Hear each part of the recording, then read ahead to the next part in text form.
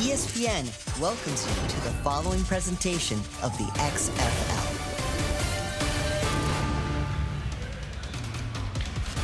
The great city of St. Louis, Missouri, the picture of serenity on this Saturday afternoon. Getting set for the BattleHawks and the Vegas Vipers. But don't let that fool you, because inside the dome at the America Center, it's getting nuts, it's getting insane, backed by the loudest and most passionate fan base in the XFL. And this is wild. Heading into the final 3 weeks of the season, all 4 playoff spots are still up for grabs. You get this, by the end of this weekend, we could have a 3-way tie in the North. That is, if St. Louis beats Vegas and Seattle beats DC tomorrow. So buckle up, especially for BattleHawks fans, because you're not going to see the star quarterback, A.J. McCarron. He's inactive, did not travel. Here's why. Third quarter against Houston a week ago, comes down awkwardly on his shoulder. Nick Tiano comes in for 3 plays. McCarron came back, finished the game, made some critical plays to help get that win, and the numbers back it up. Number 1 in touchdowns, number 2 in passing yards. The dude is legit, but this game belongs to Nick Tiano. With that, hello and welcome to St. Louis. I'm Loa Galindo here with my guy, Sam Macho. This is obviously big news because A.J. McCarron, unarguably the top quarterback over the past few weeks in the XFL, and no quarterback does more at the line than A.J. A.J. McCarron is at the top or near the top of nearly every relevant statistical quarterback category in the XFL. Now Nick Tiano steps in. Will he be able to keep up that same production, or will there be a drop-off? Time will tell. And Anthony Beck says that all week long, A.J. McCarron said, I'm good, I can play, but it's his responsibility to protect him and keep him healthy for the stretch run, because if St. Louis wins the next 2, they are in the XFL playoffs. Vegas is the only team eliminated to this point, but they're showing signs of life because of Jalen McClendon. We saw him lead Vegas to a breakthrough win last week against Jalen San McClendon Antonio. last week, as you said, he was 21 for 31, 264 yards and 2 touchdowns. Coach Rod Woodson said, welcome to the Jalen McClendon show. That was at home. This is his second start in the XFL away in front of over 30,000 fans. What will you do when the bright lights are on and the crowd is cheering or booing against you? And let's bring in Taylor McGregor. Thanks so much. Here with Jalen McClendon. What is the key to keeping your offense into a rhythm that you found a week ago?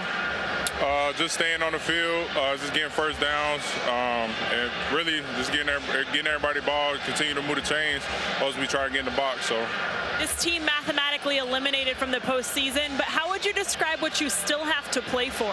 Yeah, I think more than anything, we playing for ourselves. Like, unfortunately, we know we're not making the playoffs, but we still coming out with a chip in our shoulders, like knowing that we should have been in a better place, and also knowing that everybody trying to get to the next level. So thanks for your time. Let's go across the field to Ian Fitzsimmons. Thanks, Taylor. Here with head coach Anthony Beck to the St. Louis BattleHawks. How badly did A.J. McCarron, your quarterback, politic to play in this game? Oh, man. Well, listen, A.J. took a little shot last week, came back in that game, finished it, game-clinching drive for us. Ultra competitor, ultra tough. And he was pretty adamant this week. He wanted to play this game. He's in my office every single day. But, I just shut him down this week. I just think it's better. He looked good in practice, but sometimes you just got to take it out of the players' hands. A.J.'s got a bright future. He's great for us. He's great for the league. And we'll have him back next week. And how about the League of Opportunity for Nick Tiano tonight? So it's going to be a good opportunity for him today. But, yeah, A.J. will be missed. He wants to be here, but, took it out of his hands. Go get him, Coach. All right, man. Thank you. Bull.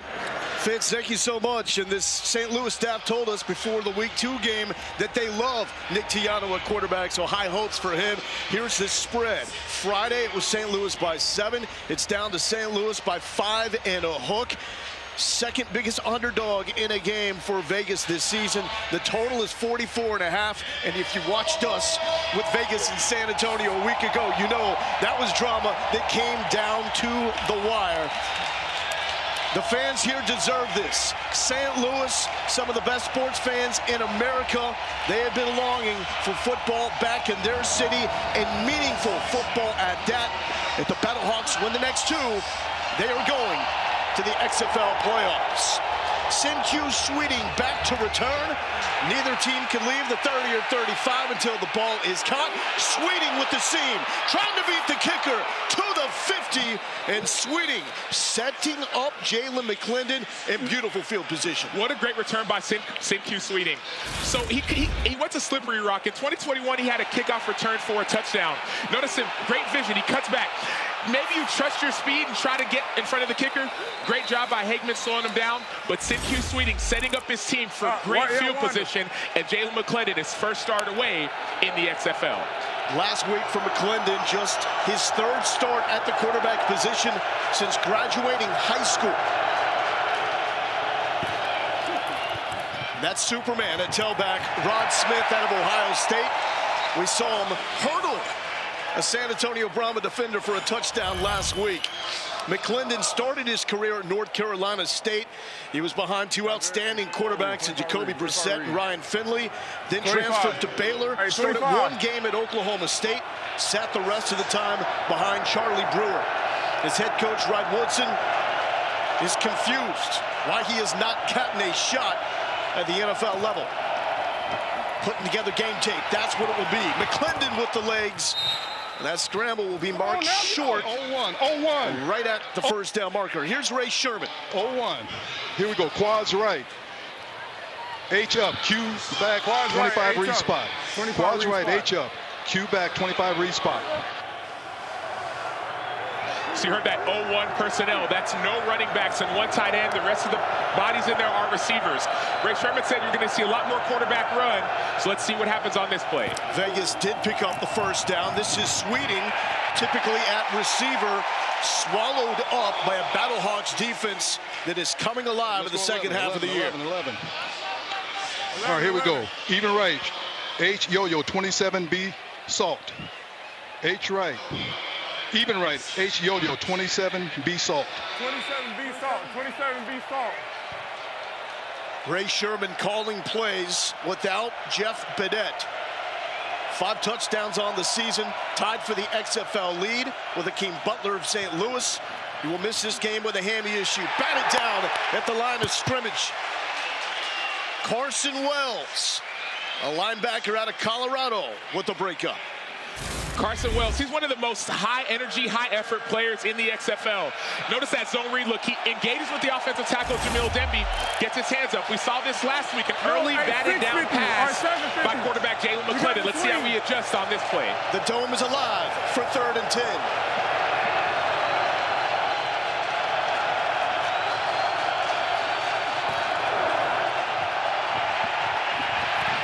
McClendon, the legs. 3 BattleHawks defenders bringing him down again. It's going to be a close spot. Initially looks about a half a yard short. No, they're saying move the chains after the 10-yard pickup. And what a physical run by Jalen McClendon. This is the difference of him versus Luis Perez. As soon as he sees it, he goes. He's been carving up the defense in practice. Rod Woodson said, let's give him an opportunity in the game. XFL, where dreams meet opportunity. Lucas Dennis with the big hit there. And it was a decision that Rod Woodson had to make. His team was struggling. They knew they wanted to shake something up offensively.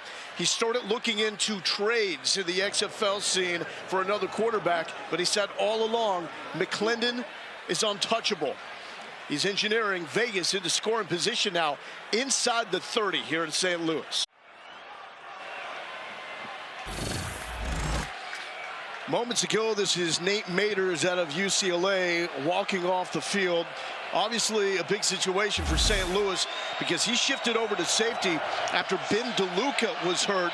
And you see the contact there with Nate Maters on the left side of the screen going down. That will be an injury that we will need to watch through the course of this game. And Maters has been one of the better players on this St. Louis BattleHawks defense. We'll see how it develops, but he's going to be a huge piece missing in that D. McClendon has shown the magic with the legs so far. Vegas keeps it on the ground. And that is Lovett going right side. Lovett inside the 5-yard line. Takes a thump from Trey Watson Sr. 23 yards for the former Baylor Bear. And John Lovett and Jalen McClendon played together at Baylor in 2018. The last start that you saw McClendon have. Lovett had a 75-yard touchdown in that game. He's got great speed, and he's got exciting vision as well. He knows when to come back and make big plays. 32 twin read. Yeah. This is where St. Louis really bowed up in the win against Houston, and that vaunted offense a week ago inside the red zone. No, Chase. Matthew Sexton in motion, back to Lovett, end zone.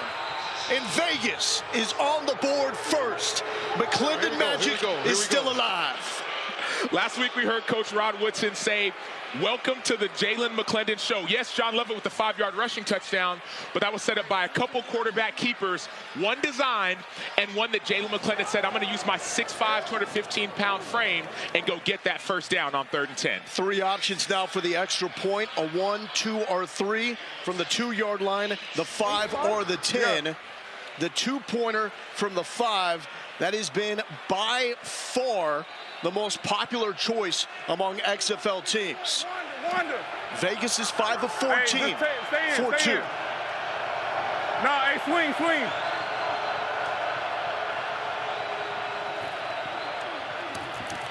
McClendon looks to throw, too easy.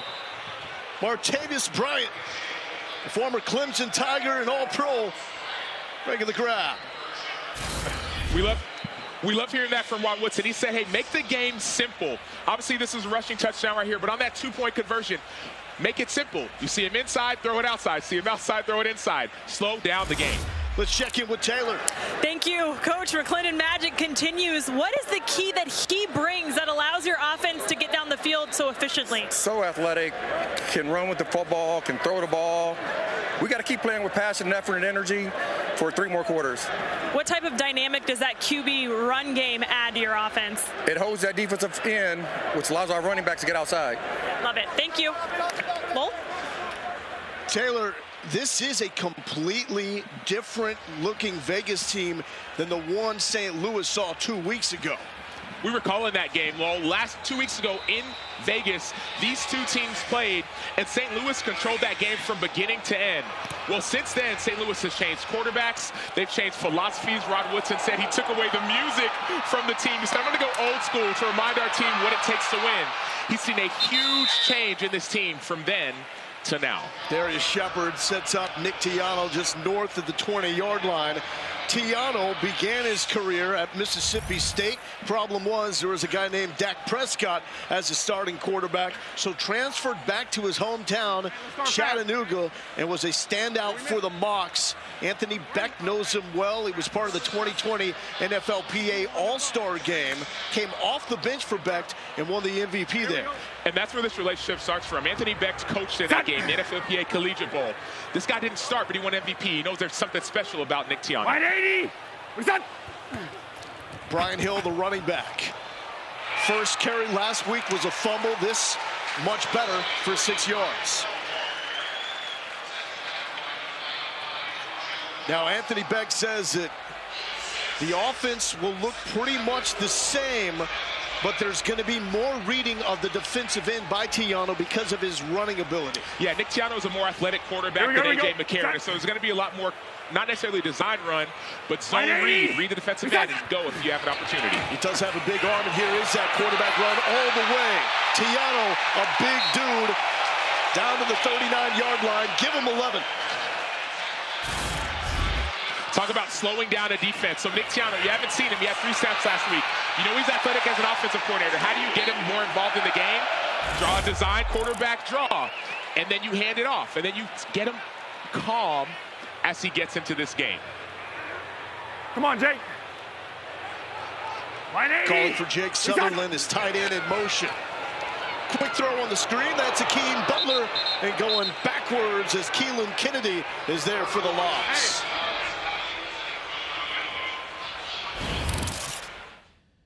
Let's go, baby. Let's have fun. Love you, brother. Love you too, bro. We worked on it. We already worked on it, baby. We've thrown it. You can throw it as high as you want to. I'm telling you. Let's go, baby. Hey, we behind you Yes, today. sir. Appreciate you, bro. Keep everybody up. I got you. Hey, well, listen up in the huddle, man. You stay on it for me. I'm going to leave that to you. Hey, Sam, that's a guy that's got control, that's feeling comfortable. It's a leadership aspect as well. Sometimes that's what you need. You need to lead other people, but speaking can remind you that, hey, man, I know you're good, but I'm going to be good as well. Let's stay on the same page. And that's the St. Louis native Brian Hill, second leading rusher in the XFL Good to have him flanking you, but it will be different because A.J. McCarron, his relationship with Bruce Gradkowski gave him so much freedom at the line. A.J. McCarron would often call plays himself, and he knows the offense, and so we'll see how Bruce Gradkowski adjusts with Tiano and not A.J. McCarron. Look for big number 88 in blue, Akeem Butler. Third leading receiver in receptions in the league, and that is off the fingertips of Austin Prohl. Dangerous, could have been going the other way. And we saw the pressure by Vic Beasley on the left-hand side. So that pressure kept Tiano from being able to step up. A dangerous pass, Anthony Becht, a little concerned the way this game has started, but it's just the first series. Go to the sideline, calm them down, have your defense step up, and then get back into this game. Vegas is the only team that's been eliminated from the XFL playoff race. But we tried to tell you weeks ago, they will be a factor in who gets invited to the big dance. They're one of the most confident teams in the XFL. Starting from the beginning of the season, they all believed they could win. Now it's finally coming together with this new quarterback, but we'll see how it ends. Matthew Sexton to the 26. We got Hankies now. Let's listen in. Talk to me when you get a chance. Blocking the back, 24 receiving team. 24 receiving team during the during the return. During the return, we're gonna go good. Half the distance, then 24 receiving team. Yes, sir. Got it. During the return, illegal block in the back, number 24, receiving team. That penalty will be enforced half the distance. First down, timeout. Jalen McClendon and company look very comfortable, especially on the ground. They got 48 yards and a touchdown, all 48 of them via the ground game. The XFL is brought to you by Progressive, the right call to protect your home and car. And this was the right call, bringing football back to St. Louis. They love the brothers of Kaka. The BattleHawks faithful bring it. Week number 4, 38,000 plus. Week 5, 35,000 plus. They got the 400 section open up inside the dome. This city deserves football. The XFL is delivering. Now Jalen McClendon backed up with the BattleHawks faithful bringing the noise. Slippery is Geronimo Allison, the former Green Bay Packer, and that answered a big question right there, Sam, about handling the crowd noise. And what do you do when it's your first game away? It's going to be over 38, maybe 40,000 fans here in the stands. They open up the top level. Last week he could communicate more. This week we'll see how he develops in a new environment. That's what I'm watching for this series. So move the chains. The first reception of the afternoon by the Vegas Vipers, going for 17 yards. Back to the ground. Rod Smith, the former Cowboy, to the 32. T-Mac. Well, when we talk about how loud it is in here, I think it's important we bring up the communication devices that are in the players' helmets to hear the head coach making calls. Each team is given 15 headsets to divide over offense and defense, the players that they want to hear the call. Most are given to offensive position players and skill players, and then the center. But for Vegas, they gave it to their left guard, Mike Miller, and that is because of his experience with St. Louis calling plays. So he wears that device, and hopefully that experience can help with this crowd noise. McClendon with another scramble for first down, and Michael Miller is a smart man. He is still currently a high school math teacher. He jumps on Zoom calls with the students during the week as he plays in this league. And when you're the communicator on the offensive line, that's the most important position, whether you're the center or the guard making the calls. And so Mike Miller making these calls will help soothe down his quarterback, the entire offensive line, and the receivers as well. Everyone will be on the same page. Chase. Here we go. McClendon, little swing pass to Sexton off his fingertips. And Taylor, we don't hear too often about offensive guards also teaching math. And you also don't hear about a guy's students coming to watch him play. That is the case with Mike Miller here today, a high school math teacher at Washburn Rural, about 4 hours away from here. And in attendance, he has about 50 friends and family and students here to watch them. So he's excited to catch up with them after the game. Pretty special moment for him here this afternoon. That is awesome. That is what it is about. Opportunity for those students that they'll never forget either.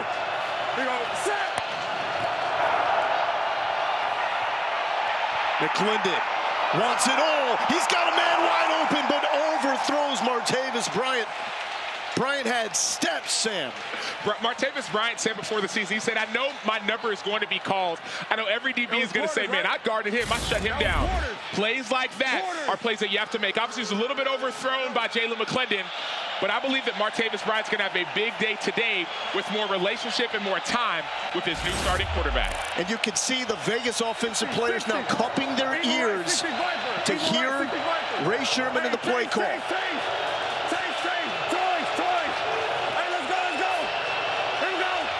Loudest environment in the XFL. McClendon with time. Sexton is open at the sticks. First down, Vipers. Matthew Sexton in the slot, a great security blanket for his receiver, for his quarterback. On. Ball right week on. 28 ball same. Hey, 28 balls, 28 balls. Hey, Wonder. 28 same. Hey, here we go. Smith, right side. Smith swallowed up by Mike Rose and Silas Kelly. Mike Rose, the former Big 12 Defensive Player of the Year out of Iowa State. Some good Midwest flavor in the house here today. 11. Hey, 29 pin. 11. Yeah, Wonder. Sure, the 28 play call, that was to the right. This 29 play call is going to be to the left. 11 personnel, that's at 3 receivers, 1 running back, 1 tight end. That's why you saw Sexton get back in there. Here's the pressure by Willie Harvey up the middle. Going backwards, but we do have a flag down. 56. I think it's 51, yeah. 51 that went in, made the tackle. Just make sure. I want to get the number. 56, 5-6. Got it, 56. Offside, it's going to be still second down, right? Offside, number 56. Defense, 5-yard penalty, still second down. So Harvey got there, but that was called on Travis Feeney out of Washington. Front 7 for St. Louis has played at a ridiculous level the past couple of weeks. They have, and Mike Rowe's been a huge part of that story, as has Willie Harvey on the inside. Both of those players are the reason why this defense is playing well, along with Kevin Atkins and LaCale London. Pistol set for Vegas here with Rod Smith behind McClendon. That's Brian Burt actually with the carry, and Burt showing the burst down to the 25-yard line. So Brian Burt out of Fresno State giving Rod Smith a blow. And this offensive line has been outstanding. You see Jamil Demby on the left side. He has NFL experience, had an injury. He's opening up that B gap for Burt to run through. And so this is helping Jalen McClendon with the crowd noise. All these little runs, it keeps the crowd out of it because the offense is moving down the field.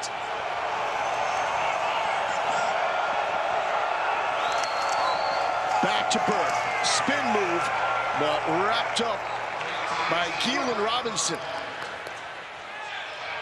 Son of the big dog, Glenn Robinson. Let's check in with Taylor. Well, guys, running back John Lovett, who scored the first touchdown for Vegas, is now questionable with general illness. John Lovett, questionable with general illness. And that explains why we are seeing Brian Burt in the backfield. Lovett, one of the top receiving threats at the running back spot. Here's Smith with the carry. Smith untouched until he is absolutely thumped by Chris Cooper. This St. Louis defense, and I know it's early, but they're going to have to shore up on the run. We saw a few weeks ago when they played D.C., they gave up a few really big runs. What's happening is some of the defensive linemen are getting stuck on blocks and not able to get in their gap. That's Donnie Abraham, former ball hawk of the NFL with the Bucks, calling plays for St. Louis. Hey, come on.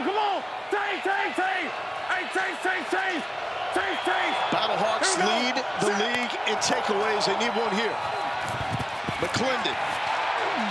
And that is Lakeem Williams. plays with his hair on fire for St. Louis. I know it doesn't seem like a big deal, but Jalen McClendon has done this a couple times this season. When a play wasn't there, he immediately makes a quick decision and tries to get positive yardage. We saw it earlier in this game. We saw it a few times last week, and that's a big difference. Keep you in second and manageable rather than second and long. 51, Wanda.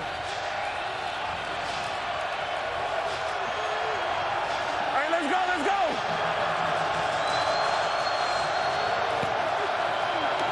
Smith is open out of the backfield. He's got to beat one guy. He thought about another hurdle, but is met in midair. Still gets it done. It's going to be 1st and goal for the Vipers. Rod Smith last week had a play very similar to this. He was in open space. He caught the ball. He was able to hurdle over a receiver or a defender. This time, 1st down, no touchdown. Rod Smith, 55 games in his NFL career. Hey, jumbo right, tackle suffer, 26 reads. Last in 2019 with the Raiders. Tackle suffer, 26 Most of his reads. snaps in the league Hey, let's go, hey, on special teams. Come on! Snap gets away. McClendon goes down. Travis Feeney chased him down. That changes everything. Well, yeah, obviously an errant snap. Get out, Great job getting on top of the ball, but that crowd noise, that snap was not only errant, but it was unexpected. McClendon was not ready for the snap, even though it was high. Now we're seeing John Lovett check back in the game. 61, so apparently whatever was ailing him, he's over it. Let's go, when you have a medical staff that can check on you quickly, you get everything set up and adjusted, and get back in the game. It's not smelling salts, it's smelling the end zone. Lovett is there, but overthrown, out of his reach. Hey, take this all in. St. Louis, we gotta get in faster. You've earned this moment as we come to the end of the first quarter, up until the final 2 minutes of the half. When it got a clock that runs after the ball is spotted, even after out-of-bounds plays or incompletions. BattleHawks down, but their fans are not out.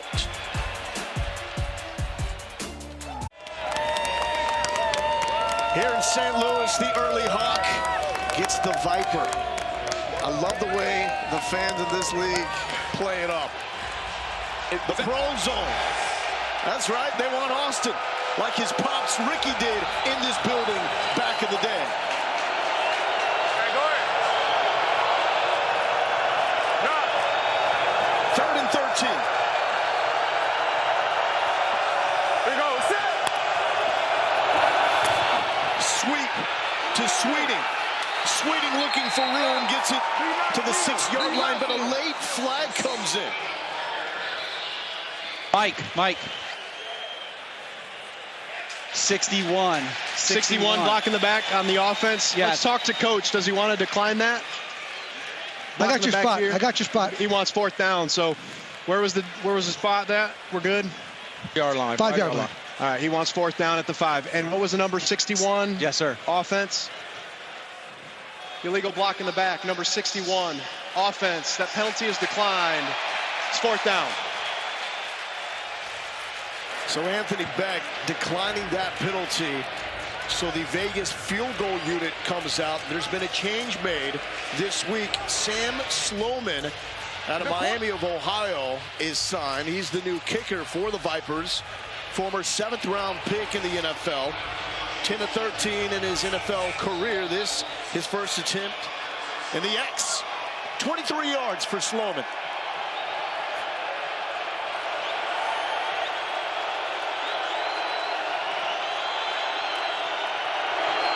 Sloman's kick is up, and a good start to his Vipers career, as it is now a 2-possession game. Rod Woodson has to love it. Good stop. Yeah, and I love the decision to kick right there, and I feel the momentum. I understand the momentum, but there's wisdom in getting the points. You're at the 5-yard line. If you don't get points, now there's that idea of momentum to the other side. No, by the way, the St. Louis BattleHawks are not playing with A.J. McCarron. They are playing with the backup quarterback. So you get the points. You trust your defense, which played outstanding last week. They played lights out last week. There's almost like a new identity.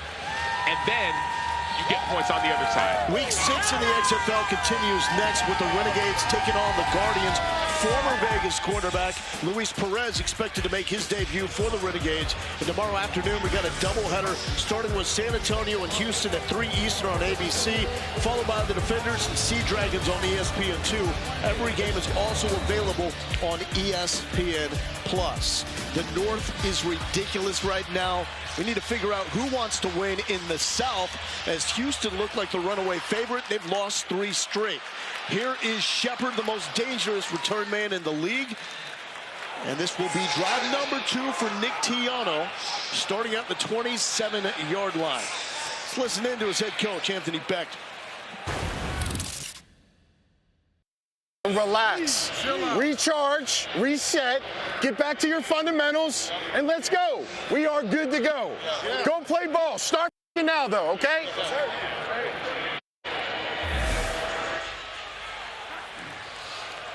Tiano getting the start for A.J. McCarron, who did not travel after hurting his shoulder in the 3rd quarter against Houston.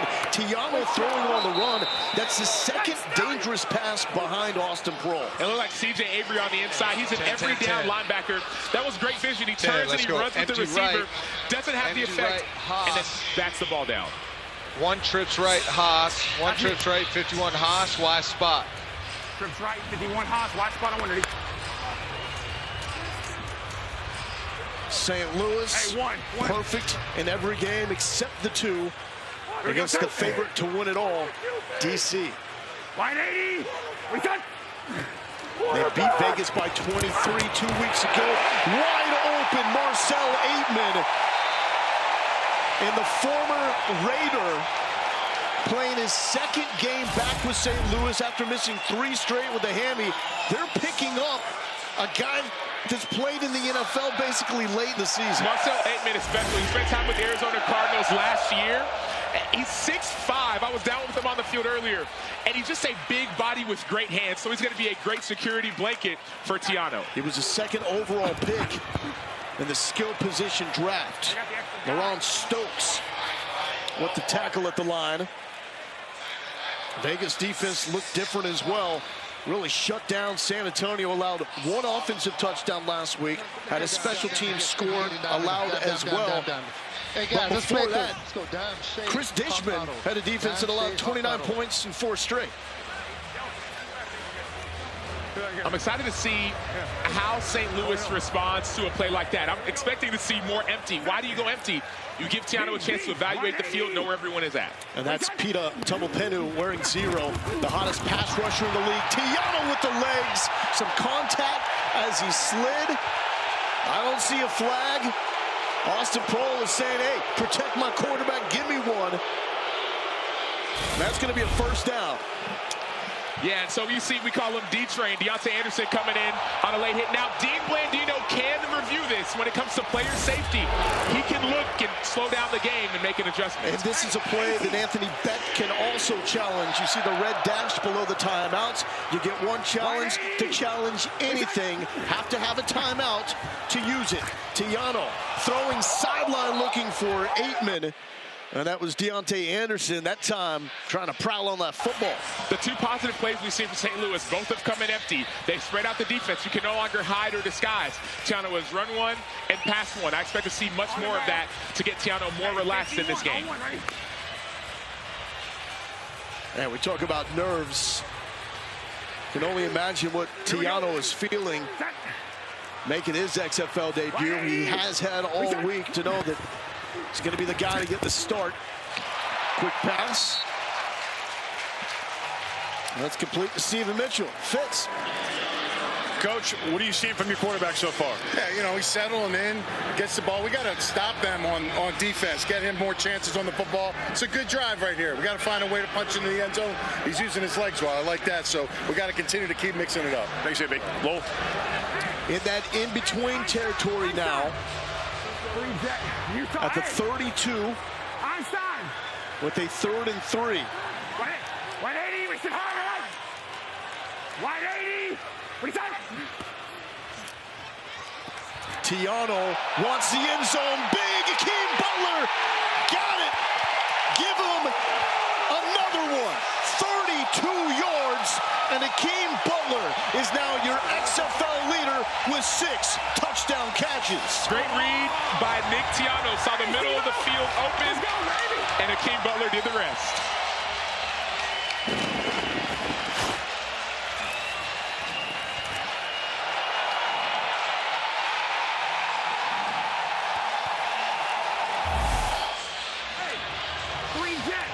Butler mossed a dude last week for a touchdown and ran away from Vegas for one here.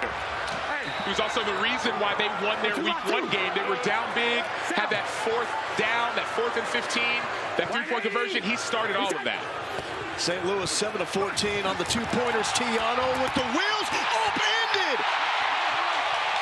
Helicopter into the end zone for Nick Tiano, and that is how you win over a fan base.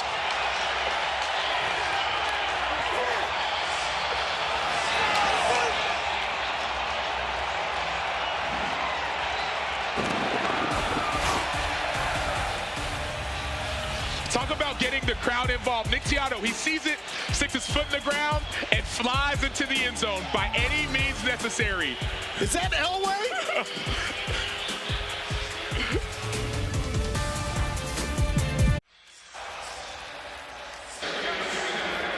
10:57 to go in the second quarter. Vegas leads St. Louis 11-8. I'm here with Nick Tiano, quarterback of the St. Louis BattleHawks.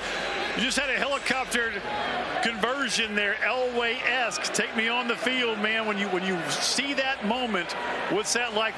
Just take us there. Yeah, man. I saw, they played coverage. Felt it kind of open up in the middle and just figured, hey, I can lower my head and go get 5 yards, man. O-line did a great job. As far as first start, how's it feel so far? Man, it feels great. This crowd is amazing. These St. Louis fans are awesome, man. My teammates, coaches, they've shown me support all week, so just want to get the job done for them. Thanks, bud. Yes, sir. Thank you. Well, I don't know if the St. Louis fans knew the name Nick Tiano coming into this game. I promise you, they know the name now. His Q switting with the response and forced out of bounds at the 45-yard line. There is a flag at the 31. Let's check on that. 80. At the 30. 80. Number 80. Okay, from the spot there. From the 30. From the 30. Number 80, return team. 10-yard penalty. First down. Let's check out Tiano getting into the zone again.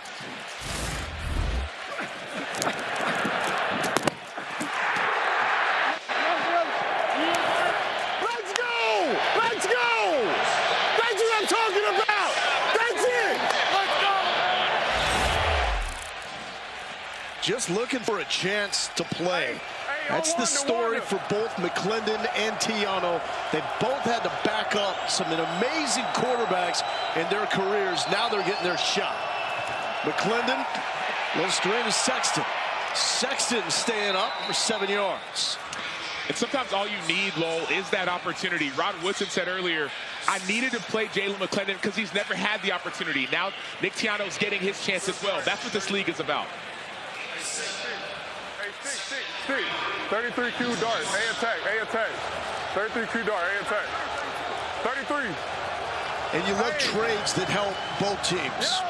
The trade from Luis Perez from Vegas to Arlington helps the Renegades in the South try to lock up one of the 2 spots. Helps Vegas mess up some playoff plans in the North. McClendon carrying Lakeem Williams for the first down. We saw last week, Jalen McClendon had 25 rushing yards at critical moments. If it's not there, you take it. And he's such a big body. He's 6'5". He's 215, so he's falling forward and not falling backward. Most quarterbacks, when they get hit, they go the opposite way. Jalen McClendon is changing that definition. On the left. And he wants to learn. Monday was a player's day off. He was in the coach's office going over run plays and pass plays that he likes with Rod Woodson and Ray Sherman, the OC. There's Smith. Smith still up, lowering the shoulder just shy of the first down. Jonathan Alexander bringing him down, but that's 9 yards. Catch episode 6 of the XFL docuseries Player 54, Chasing the XFL Dream, Thursday at 5 Eastern on ESPN2. Available to stream immediately after on ESPN+. Directed by Peter Berg, this 9-part docuseries chronicles the creation of the XFL under new ownership and provides an all-access look at all 8 teams. Hey, we talk about opportunity. Destroying is in the house. Was in the house last night for his one-on-one battles. We had a chance to check that out. Amazing experience. He's going to be joining us in the third quarter. And there's so many NFL players that come. So think about it. We saw Jamison Williams. He pulled up to destroying one-on-one battles. And then all these players, high schoolers, college players, get opportunities to do one-on-one. You win 10,000, but also there's scouts watching. There were some XFL scouts watching those one-on-ones. And the leading receiver in the league, Ja'Cour Pearson from Seattle, made his name at one of Destroying's events in Detroit. You got swing. A swing. Wanda. Rod Smith, the tailback. McClendon making his second straight start out of Baylor. Swinging it to Smith. Smith with the first down, and the tackle made by Mike Rose. Fitz. Starting safety Nate Mader's already out with a concussion for the St. Louis BattleHawks. Now Jonathan Alexander is in the injury tent. Lowell with a right arm injury. Oh, the secondary getting thinner in front of our very eyes. Sam, how do you adjust to that mid-game? Well, if you're the Vegas Vipers, you try to notice that, and you would take a deep shot. Attack the people who are in new positions. Nate Mader's in a different position. So take that opportunity to make a big play. Little delay. And then going back to the ground to Burt.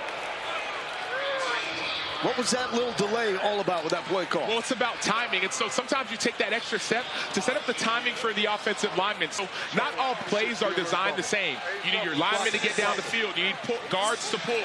So that delay allows you to get that timing perfect to get positive yardage. Troy left off, 8 shuffle. Troy left off, 8 shuffle. 27B alert bubble. 27B, 27B, 27.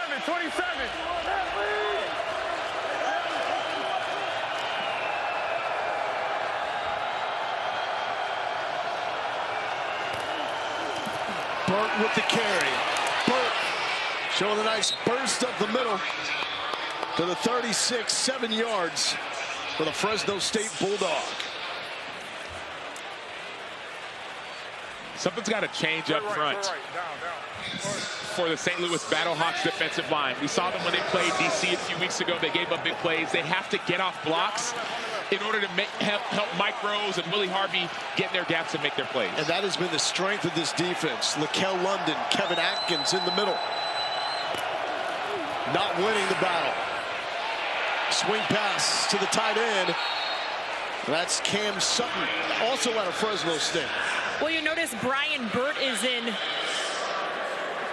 and Smith is coming right back in. He's been dealing with a back injury, so pay attention to that. And then John Lovett, who I mentioned, was dealing with general illness earlier, now dealing with a hand injury. So pay attention to the shuffle at running back that Vegas is dealing with right now. Keeping you busy on the sideline, Taylor. Sutton in motion, empty for McClendon. Draw. And hit instantly by Travis Feeney. Travis Feeney out of Washington has been an absolute monster. Sacks in back-to-back games for this BattleHawks defense. And setting up a third down. Let's go! On your feet here, inside the dome.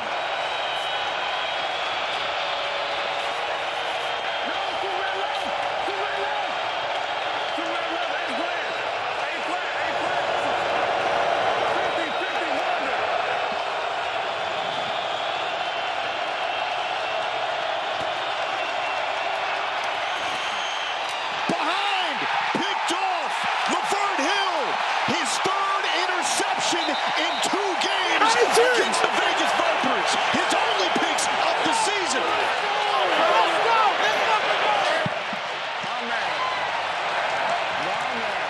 All Laverne Hill does is pick off Vegas Viper quarterbacks. Number 3 for the Michigan Wolverine. It'll be a 5-yard penalty and an automatic first down for Vegas. They'll win the challenge. So we're going to challenge that there was a legal 31-yard line to the and face. We were on the Dean Blandino currently in his review. 26. Yep. All right, so we'll be at the 26. Correct. Vegas's ball, 1st and 10. 1st and 10, 26, and it was number 90, St. Louis. They had no more. Number 90. Got it. The timeout. They're done challenging. The interception. Yeah, one thing. There is a foul for hands to the face on the defense number 90. That penalty will be enforced. It's an automatic first down for Vegas. Vegas will have no remaining challenges for the game, but will retain their timeouts. Let's bring in Dean Blandino, VP of Officiating for the XFL. Walk us through that challenge, Dean. Obviously a big play, interception. Coach Woodson saw hands to the face on number 90. This is going to be your good look. He's got his left hand pinning the head back. That's what we're looking for, prolonged contact. That is a foul for hands to the face, negates the interception. Automatic first down for Vegas. Dean, thank you so much. That one goes against Kevin Atkins. And let's face it, Rod Woodson has struggled with how to use challenges and doing it in the appropriate manner. He wins this one in a big way. And this is what Bill Belichick in the NFL has tried to implement. Let's have one play that we can challenge. Just whether you have to use a timeout, the ability to challenge a missed call. NFL has not implemented it. Well, the XFL has, and we're seeing so many coaches challenge plays that are game-changing plays. And I would love to know who noticed. If Woodson or one of his coaches did, or if the offensive lineman ran off and said, hey, coach, I got hit. Well, he likely has people up in the box watching for plays like this. Could have been the player. The player says, hey, coach, I got hit. Someone up in the booth is saying, hey, yes, he did. Let's challenge right now. There's Sexton. Sexton to the sideline, nearly got the first down. Chased out by Silas Kelly. Taylor. Coach, what did you guys see and how did you know to challenge there? Well, one of our guys upstairs said that number 90 had forcible contact to the offensive lineman face.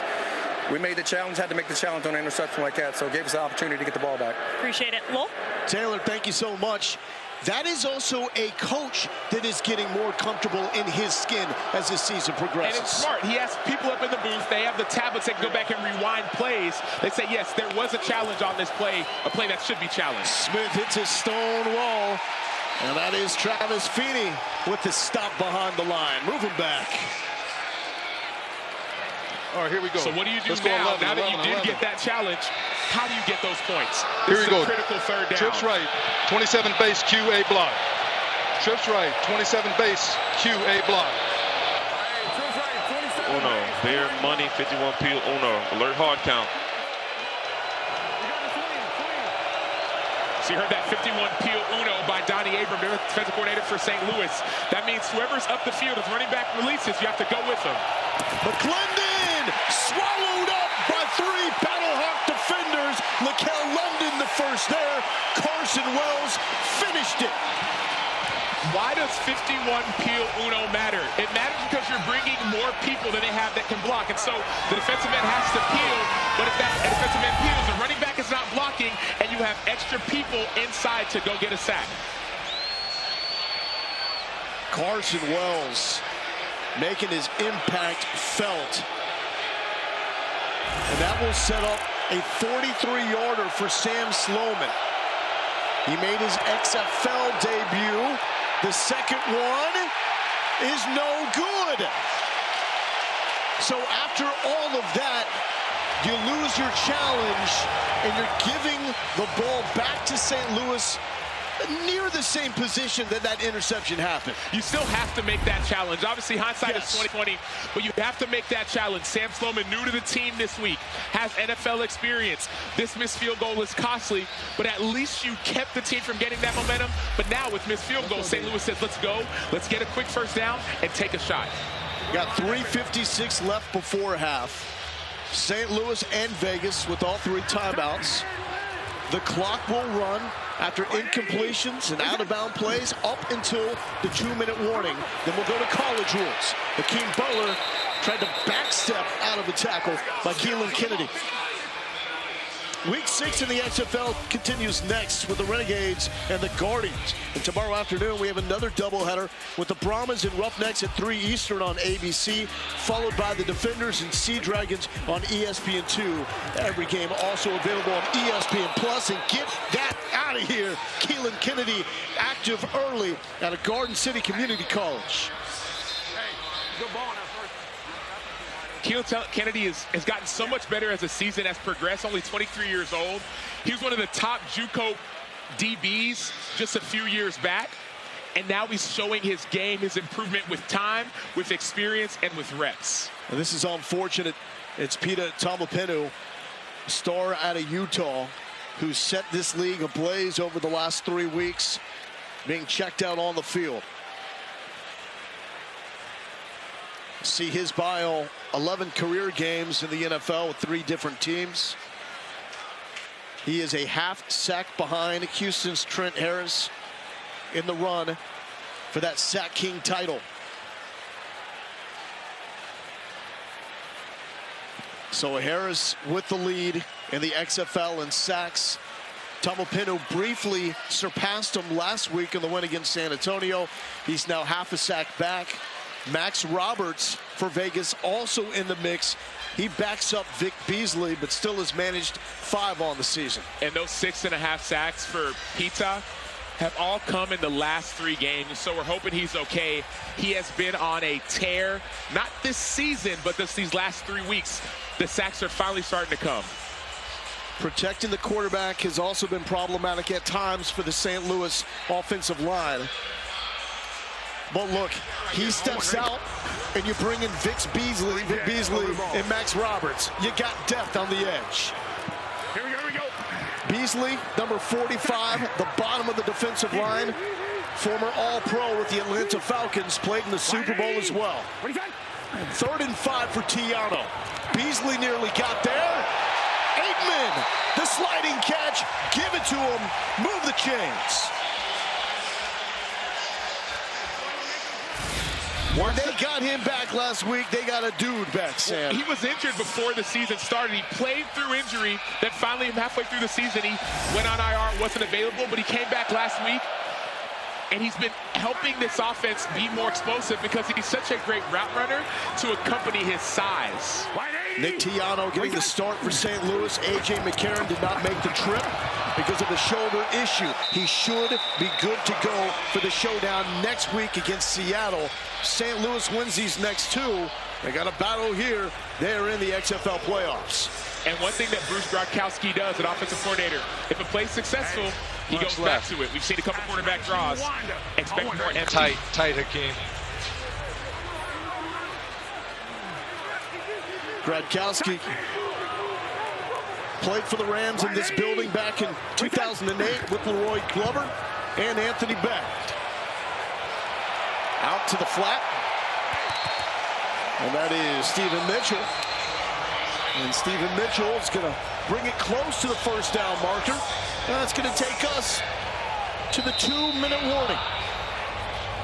Vegas with the 11-8 lead over St. Louis.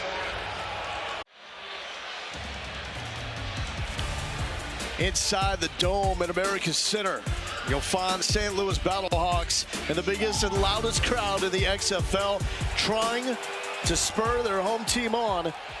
Bruce Gronkowski calling the plays for St. Louis offensively. Chris Dishman for the Vegas defense as the Vipers hold the lead with 2 minutes before half. No A.J. McCarron did not make the trip. Hurt his shoulder in the 3rd quarter against Houston. He'll be back next week. This game belongs to Nick Tiano. Tiano to the Duke Blue Devil, Mateo Durant, and a 3rd down conversion. 12 yards for Durant. That was a great play design. You saw the motion in the shift, and then Durant came from the other side of the line through the line of scrimmage, which makes it hard to cover for a defensive line. Vegas struck first with a John Lovett touchdown. Hey, I'm going to shuffle with you. Hey, you could get this. Had the ball in the red zone, bad snap. Led them to settle for a field goal. St. Louis came back with a Keem Butler bomb from Tiana. Durant, lit up by Deontay Anderson. Heavy hitter out of Houston. But we do have a flag. What you got, Crystal? I got holding on blue 55. 55? You like your spot? You good, 55 hold? I'll put it at the 30. All right, you liking it? So we're going to go for the previous spot then? Holding number 55. That's fine. Holding number 55. Offense, 10-yard penalty. Still first down. That's on Dallas Warmack. Nick Tiano turns into the lead blocker on this play. And He was thinking about taking on Deontay. Yeah, Deontay, they used to call him D-Train. At 7 years old, he was a running back. He would run people over. He was a big guy. Then he said he got skinny. Well, he's still running people over now on the defensive side of the ball. Left, 50 Chevy, 8 shallow, 130. Well, maybe after that helicopter into the end zone for the two-point conversion, Tiano decided to take that one easy. And it looks like a timeout from Anthony Becht. What is it that you want to challenge, Coach? He's charging. Yeah, he wants some use of the helmet there for contact there, Dean. Looks like we have a challenge coming up here from Is that what you're looking for?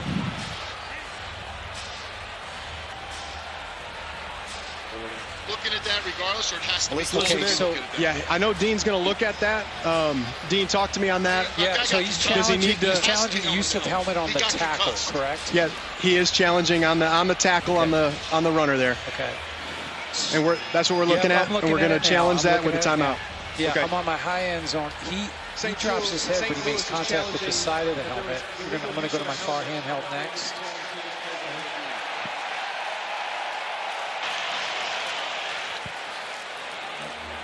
So I'm looking at side of the helmet. I've got a really good look. I can see the crown the whole time. Definitely forcible contact, but he's a runner. He's not defenseless. And I've got contact with the side of the helmet.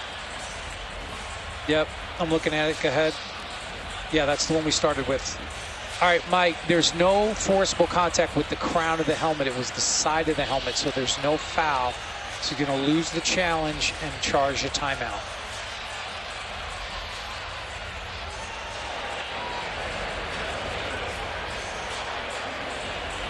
They said it was side of the helmet. After review, there is no illegal use of the helmet by the defense. The contact was to the side. It's just player. We're like talking player St. safety. Louis has been charged a timeout and will have no remaining challenges for the remainder of the game.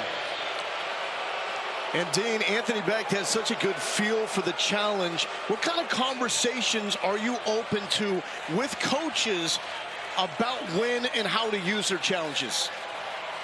We have a lot of conversations because this is new, right? We haven't done this at any level of football where they can challenge fouls or potential fouls. So we want them to have a better understanding of how we're looking at the plays. So I have those conversations during the week with all of our head coaches. Thank you, Dean. 1st and 20. Tiano on the money. Darius Shepard, the leading receiver for the BattleHawks in 3 of the last 4 games. One Trump right. 51 Haas. On the ball. That's jerk. 51, I want to. Hakeem, bring your split in. Hakeem, bring it in. You got the Haas. You're up the team. 580. Gronkowski talking to Hakeem Butler. Ball going to Pro to the 20. And we got a flag. He's older to play the first down. 28. Going with a face mask 28 defense there. Talk about it. Had a face mask on the runner. We're good. We're good. Hold on. We're good. We're good. Then you had it. You got it. Good. There is no foul for face mask on the play. Still first down. Sam, I don't know if there's a better receiver in traffic in the XFL than Austin Proehl. He's been outstanding, and he's done this from week 1. We saw in that comeback that St. Louis had in week 1, he was a critical factor in traffic. And week 2, week 3, every time, whether it's Nick Tiano now or it was A.J. McCarron need a catch, they go to Austin Proehl. That game winner against San Antonio had 3 defenders on him. Kareem Walker now the running back. Tiano on a roll, picked off in the end zone. Marvin Evans taking it out. No flags, and you can count that one for the Utah State Aggie, Marvin Evans. And you can also count the defenders in the area. I get it, you trust your receiver, but that's a bad decision when you're inching towards the red zone. You have 3 different defenders in that zone, and so you start to get comfortable with the guy, but you're leaning off your back foot. Could have been picked off by a few different players. At that moment, it was Marvin Evans. He was looking for Proehl, didn't get him. And meanwhile, much to the dismay of the St. Louis fans, the Vegas defense took it all the way down to the opposite end zone. Had a little personal celebration. And Marvin Evans spent time on the Green Bay Packers 53-man roster in 2016 and 2017. NFL experience, it shows right there. By Vegas taking points off the board. McClendon back to work. And it's Bryant. He gets out of the tackle. The Clemson Tiger takes it inside the 40. Taylor. Here is Marwin Evans. How did you read that play? Well, they've been doing double slants on us all day. So I just knew, like, if I catch him in the right play and he missed the throw, I can get it. What's been the difference defensively for you guys this week versus when you played them 2 weeks ago? So everybody just playing their calls. Everybody's just doing what they're supposed to do, and we just more focused. Thank you. Lowell? 39 yards there from Martavis Bryant, former standout in the NFL with the Steelers. Jalen McClendon back to work. Comfortable, but nearly threw it into the midst of Elijah Hamilton, who tumbled down 7 times after almost picking that one off. Man, we're seeing so much back and forth, and that was a great play by Elijah Hamilton. You see McClendon staring down his receiver. Hamilton knows he can undercut that route because he has help over top, and so that's why you saw him get underneath that pass and try to pick it off. 40 seconds, under 2 minutes. Clock is stopping after incompletions, and it will pause while chains are moved after first downs. Burt makes the catch one-handed, and Burt has himself the first down. So as you mentioned, Lowell, the clock will stop until the chains are reset unless you see a timeout called. 28 seconds, timeout, Vegas. Yeah. Or did they rule him short? They did. Vegas by has called a yard. their first charge timeout of the first half.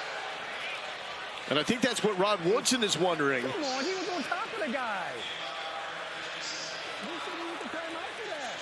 He was on top of the guy. So still plenty of time here. 27 seconds. Vegas with 2 timeouts remaining.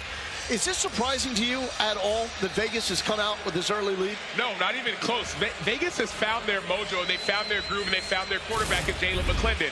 Now, this is and was going to be a test. How will you respond to tens of thousands of fans when adversity hits? You threw an interception, it was challenged. So that's why I'm not surprised, because this team has found their mojo. But it will be interesting to see how they respond right now. The last 2 minutes of the first half and the first 2 minutes of the second half are Previous everything. play is under further review. After review, the runner has gained the first down at the 28-yard line. It's first down, Vegas.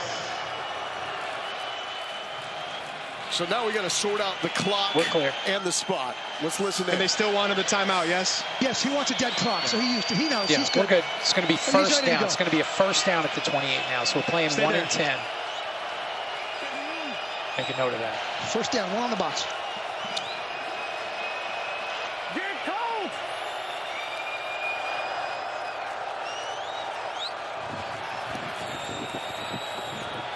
I'm saying, Darren Barrel, right? 6 left. 24 whip. Yeah, I'm correct. Okay, so how did it get changed without a challenge? He did challenge it. No, coach didn't challenge it. Dean made that decision. Why would Dean? She can't change the movement of the ball. Because it's a line to game. That's the integrity of what you guys are supposed to see, right? We can't call penalties when it's close. By rule in the XFL, we're going to have those reviews with Dean. So he gets a chance to correct an on-field error. All right. And Dean, we've seen this all season long. You guys review plays in real time. Absolutely. If it's reviewable, line the game, catch, no catch, goal line, we can look at it, stop it in the command center, and that's what we did. They ruled him short, and he actually made the line to gain, so we corrected it. And there we got some mayhem on the right side of the line. Flag down. Let's listen in. Neutral zone infraction, number 96. Defense with contact. 5-yard penalty, still first down. And Anthony Beck knows whether it's line to gain or catch or no catch. He knows that Dean reviews those plays. So you notice there's a bit of frustration, but the frustration is the fact that, man, why are they getting those calls? And it feels like I'm not. That's just that emotional part of the football game. Brian Burt stays in at running back on a 1st and 5. 28 seconds left. 2 timeouts for Rod Woodson. Looked like a busted option pitch. And the great speed of Carson Wells tracking Burt down. Carson Wells has been clocked at 21.88 miles per hour on the Catapult GPS system that all these players in the XFL wears. That's number 4 overall for a linebacker, right? And that is the top time registered for a guy that's not a DB or a receiver. And these catapults, they measure speed for all players. And Carson Wells is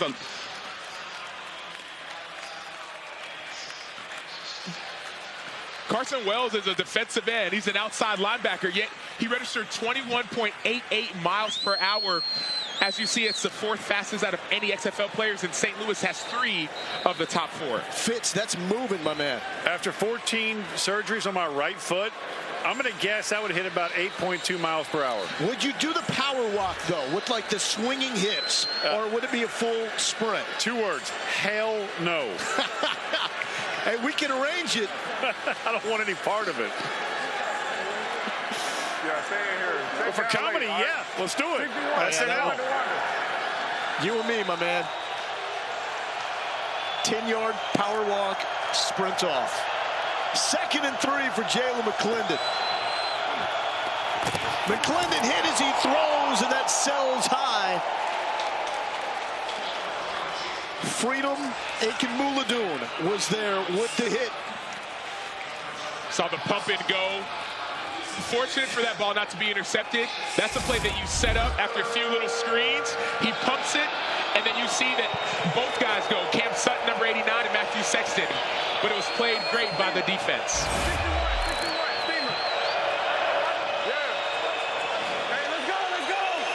It is loud in the dome.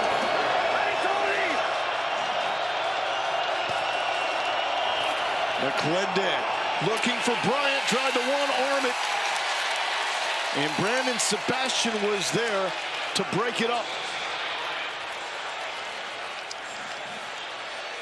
And Brandon Sebastian making that play. This game, it's a cancer awareness game here in St. Louis.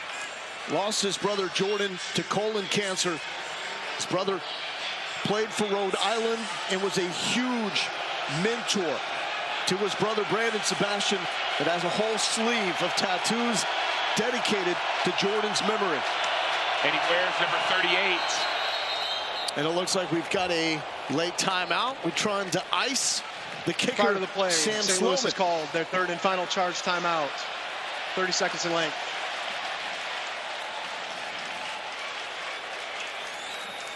Brandon Sebastian wears number 38 because that's the number that his brother wore. We see Sam Sloman wearing number 38. This is also a 38-yard field goal. And so that number means a lot.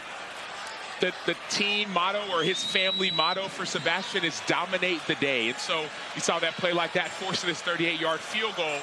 It's in honor of his older brother, Jordan, who he lost to cancer in 2014. Excuse me, 2017. Plays every game in his spirit. And he's making his older brother proud. One of the top playmakers defensively in the XFL. Let's do it again. Sam Sloman missed his last one after hitting the first. Oh, we've got a fake! And is it gonna work? No! Out of nowhere, we have the tight end, Cam Sutton. Wow, did not see that coming, Rod Woodson. But the St. Louis BattleHawks do.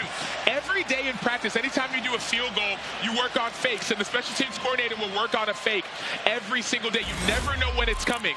We saw every player on that St. Louis BattleHawks defense, they stayed with their coverage. You work on this all the time. You never know when it's going to happen. And great job by Chris Cooper to track that one down. Fitz. Every special teams coordinator, my brother coaches with the Carolina Panthers with Chris Tabor, special teams, they carry 2 or 3 fakes that they want to use every single week. But Lowell, Sacho, in that moment right there to run that one, I don't get it. That's just me. Why not take the points and go ahead and add 3, and you're going to run that fake, that play right there? Fitz, is that a lack of trust with the new kicker? And if that's the case, then why aren't you just lining up and going for it, right?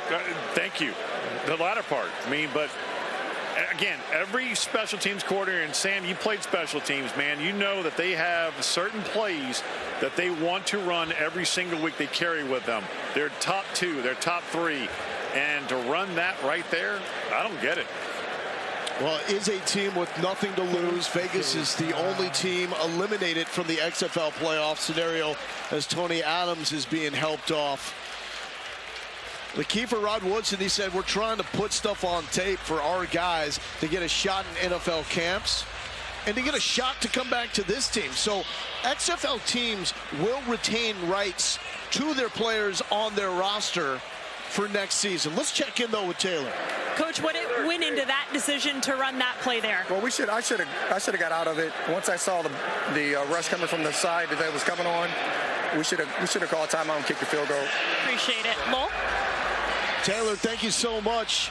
Vegas, however, will go to half with the 11-8 lead, trying to make it 3 wins in their last 4 games. St. Louis, they know if they win this in the next one, they are going to the XFL playoffs, but Vegas is getting everything to make this a battle for the BattleHawks here in St. Louis. Halftime coming up inside the locker rooms as well.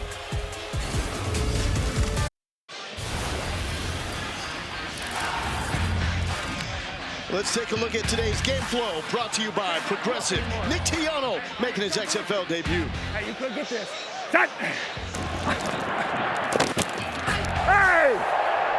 Sorry, ass.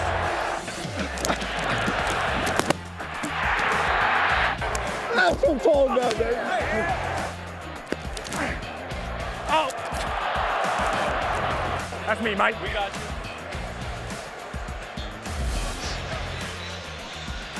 Absolutely. Love the composure. Let's get into the first half stats brought to you by Progressive. The big one for Vegas, 130 yards in the first half. That's their season high for rushing. And Vegas has done a great job on the ground, but St. Louis on the other side, Nick Tiano, 115 passing yards in the first half. It's great to see, yes, his composure, but also his leadership. He said, man, I got you. You see Panishuk at center saying, hey, don't worry about it, we're good. From the beginning of this week to the end, whenever he knew he was going to start, he's been leading this team, and it's showing on Saturday. Both teams feel like they've left some points out there. There was a missed field goal for Vegas, and then that botched field goal on the fake did not exactly work out. St. Louis with the pick of the end zone that we saw as well. Here's Rod Woodson in the locker room moments ago. We're playing our best football. What we got to have? Passion, effort, and energy. 2 more quarters. Show them what the Vipers are about. Let's finish this thing, all right? Let's go. And don't score again. Hey, man, I need 30 minutes from y'all boys, man. 30 minutes of hot, man. 30 minutes of passion, bro. That's Savon Walker asking for 30 more minutes to make it 3 wins in 4 games. And I played with Savon when I was with the Chicago Bears. He was with the Bears as well. Though he was young, he always led. And you see him leading in the locker room. You saw Jawan Johnson, number 20, saying no more points. This team, this Vegas Vipers team, they believed in themselves from the beginning. They started off slow, but it seems like they're finding their groove. But St. Louis is saying, hold on now, this is our house. You better come through us first. Back-to-back wins for St. Louis. Vegas is hot as well. How about the XFL North, though? You can easily make the argument that the top 3 teams now are in the North, with D.C., followed by St. Louis and Seattle. Big one coming up next week with Seattle and St. Louis. You may be able to make the case that Vegas is the 5th best team behind Houston. You could definitely make that case. And those 3 teams you talked about in the XFL North, they're 6-1, 5-2, 5-2. Houston, the team leading the XFL South, is 4-3. And so the North is strong. The South has a little bit of catching up to do. Shepard will start with the football. And we have a flag down. I believe this is going to be a player for 89. Vegas leaving early. Coach, 5 yards from here or re-kick?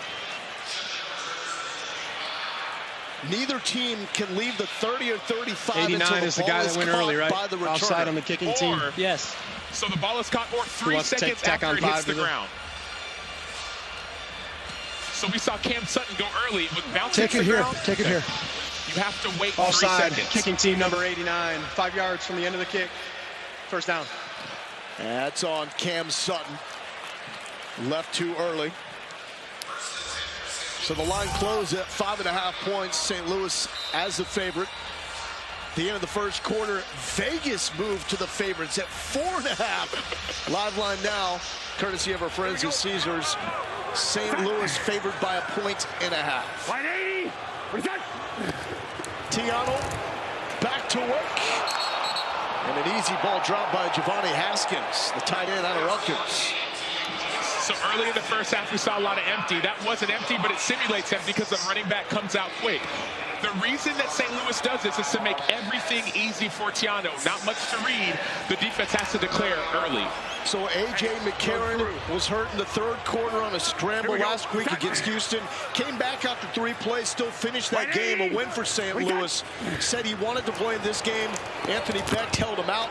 Wants him for the final 2, and that is swatted away by Jamar Summers. I love the technique by Summers, but more so it's Summers and Keelan Kennedy on the outside. The DBs for the Vegas Vipers over the last 2 weeks have improved. It's been night and day, and that's why they won last week, and that's why they're leading in this game this week. Yeah, hats off to Chris Dishman that we just saw. Let's go 51. This was the Vegas defense taking a backward slide after starting the season pretty strong. Here we go. I love hearing these names, though, that you grew up with. Chris Dishman, Donnie Abraham. Tiano back foot, caught in traffic, just throw it up and let the former Raider bring it down. That's Marcel Aitman, 20 yards. So Marcel Aitman went to Oklahoma State. He was a beast at Oklahoma State. I was down with him on the field. I'm 6'3". I'm looking up to him at least 2 inches. He's about 6'5" and big. Ex-receiver, one of the best in the XFL, though he hasn't shown it because of injury. Now he's healthy, and now he's showing his explosive ability for this offense. That was Mason Rudolph's favorite target back in the day in Stillwater. The Chattanooga Mock slings it out to the North Carolina Tar Heel. Trying to stay up. Looked like he got rid of that first tackle, then the Turf Monster.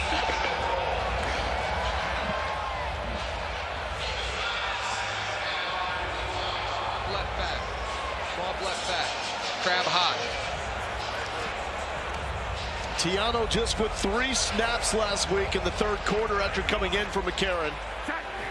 1 for 2 passing and had a handoff as well. Get set. He does look stoic behind center for St. Louis. Good full-headed steam run by Brian Hill, the Wyoming Cowboy. Brought down by Maurice Smith and Marlon Evans, getting 14. We saw Jared Jones-Smith, the left tackle for St. Louis, pull on that play. For a big guy, a left tackle, that was great feet, allowing that block to develop. That's 19-1. No one ready. Hill with 5.1 yards per carry coming into this game, trailing only Abram Smith, the beast for DC. 180. Reset. Little play action for Tiano. Here comes some pressure. There is a flag. But Savon Walker, the Maryland 61 there. brings him down. Take down 61. Previous spot. Got a loss of 9 yards. Holding number 61. Offense. 10-yard penalty. Still first down.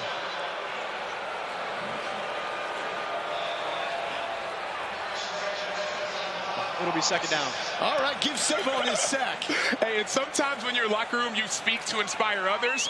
Other times you speak to inspire yourself. We heard Savon Walker. He hadn't been a starter on this defensive line, but he said we have to do something. He took it into his own hands. First sack of the season after leading the XFL with 4.5 sacks with the Guardians back in 2020. Here we go. Set. Go ahead. 180. What is that? Tiano, all hit with the legs, the dot down. Nearly back to the original line of scrimmage. Evans with the stop. 11-11. What do you think Shorty of the to composure swamp of Tiano right. Shorty to not swamp being here right before? back. I've been extremely impressed, not only by the composure for himself, but he's exuding that composure for his teammates. Seems like they believe. 3rd and 11. BattleHawks 4 of 5 on 3rd down. Jet cold. Jet cold. Jet cold. Turbo set. Tiano. Beasley nearly brought him down. Tiano forced out by Maurice Smith. The former NFL sack leader, Vic Beasley, was bearing down. That can't be a good feeling. Well, two guys who have won at a high level. You saw Vic Beasley with the pressure, and then Maurice Smith, I say one at a high level, spent 3 years at Alabama, went to 3 championships. Then he transferred to Georgia when Kirby Smart was trying to build that program. Without that tackle, that's a first down. Great play by Maurice Smith. 47 yards by Donnie Hagman. Had an XFL record of 59 yards last week. Will it be enough? No. Hagman no good from 47 yards out. Coming up, we got a former kicker from Central Florida that is now a YouTube sensation. Destroy. Coming up. Gonna break it down. Kickers, receivers, DBs, and more. Welcome back to St. Louis. Logan Lindo, Sam Macho, and Destroy. Yes, sir. Hey, D, get everybody fired up right now. Hey, man, they done messed up giving me the ESPN mic, man. Hey, let's do this. This drive, I don't think I gotta tell you to do that. That's just what you do. Man, it's so loud in the stadium, it's hard to even hear you guys talking to me right now. The fans are going nuts, man. Oh, let's see it. Sorry, like watching the one-on-ones like we did in this building last night. 1st and 10 for Jalen McClendon. Oh, we had a jump. No flat. Burt with the carry. Hey, come on, D, we're not trying to see the run game, right? It looked like they jumped a little bit early there, but, you know, the ref might not have seen it. You know, I got a good view from the sideline right here. So what are you looking for from your vantage point? I'm sorry, say that again? What are you looking for? You know, I like exciting plays, man. I want him to throw the ball to Martavius on the edge. Throw it out to him. Let him make a play. D, you spend so much time doing the one-on-ones. You see receivers line up. Is there any kind of route that you want to see from Martavis? Man, it is so loud. I'm sorry, guys. I'm hearing a lot of crowd noise right now. Back to Bird on the ground. A good cut up the middle to the 50. Good run. Good run. Where the BattleHawks defense at on that? I don't know where the BattleHawks defense was at on that one. That boy was just bouncing around like nobody was around him. Shifty guy. Very shifty. Destroy's FBS experience, was a kicker and receiver at Central Florida. Now does his thing with 5 million plus subscribers on YouTube. Flag on the play. Flag. What we got? Ball start. Who you got? Ball start. 64? Yes, you're good. 64 with that? On the offense. I'm telling you, this crowd noise is throwing everybody off. Offense. I can hardly hear you. 5-yard penalty. These receivers can hardly hear their quarterback. St. Louis Stadium goes crazy, man. How'd they show up last night, D? I'm sorry? How was the crowd for you last night? It was insane. The whole city popped out, man. We had people lined up for hours just waiting to get inside the dome, man. Once we started, everybody who was in here was amazing. Amazing. St. Louis does it well. Always. 1st and 15. Another handoff. Oh, nearly fumbled the handoff. Hey, he is toting the rock. 15 is toting today. Hey, should have seen him last week, D. Had a hurdle for a touchdown. Oh, man. He's a big body, too. I can see him from over here. He's pretty big. Pretty big. So you ain't trying to bring him down in the open field? Nah, I'm good on that. It's a business decision, man. Hey, break down Bryant's route for us right here. Talk us through it. I want Martavius. Another handoff. Come on now. Come on now. Okay, BattleHawks. I'm telling you, throw to Martavius. He's an experienced receiver. And you know me, I'm a little wide receiver biased. You know, during my ones, I root for the receiver, so I'm trying to see some big plays. Oh, yeah, they getting loud. 3rd down in the dome.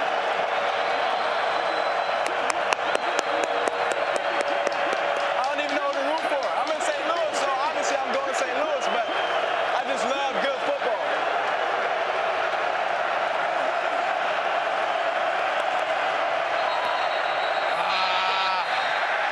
I'm telling you, it's loud. they called a timeout. Of the second half. Vegas timeout.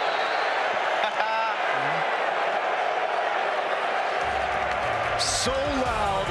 D can't hear from the sidelines. Vegas can't hear the play calls. We're taking a timeout. We'll be right back.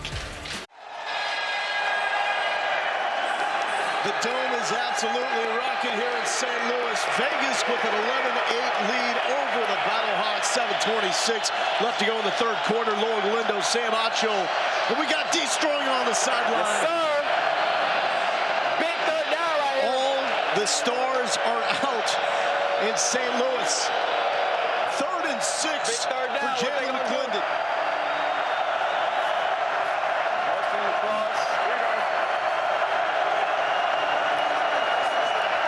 McClendon looking to burn out of the backfield. Oh, no, sir.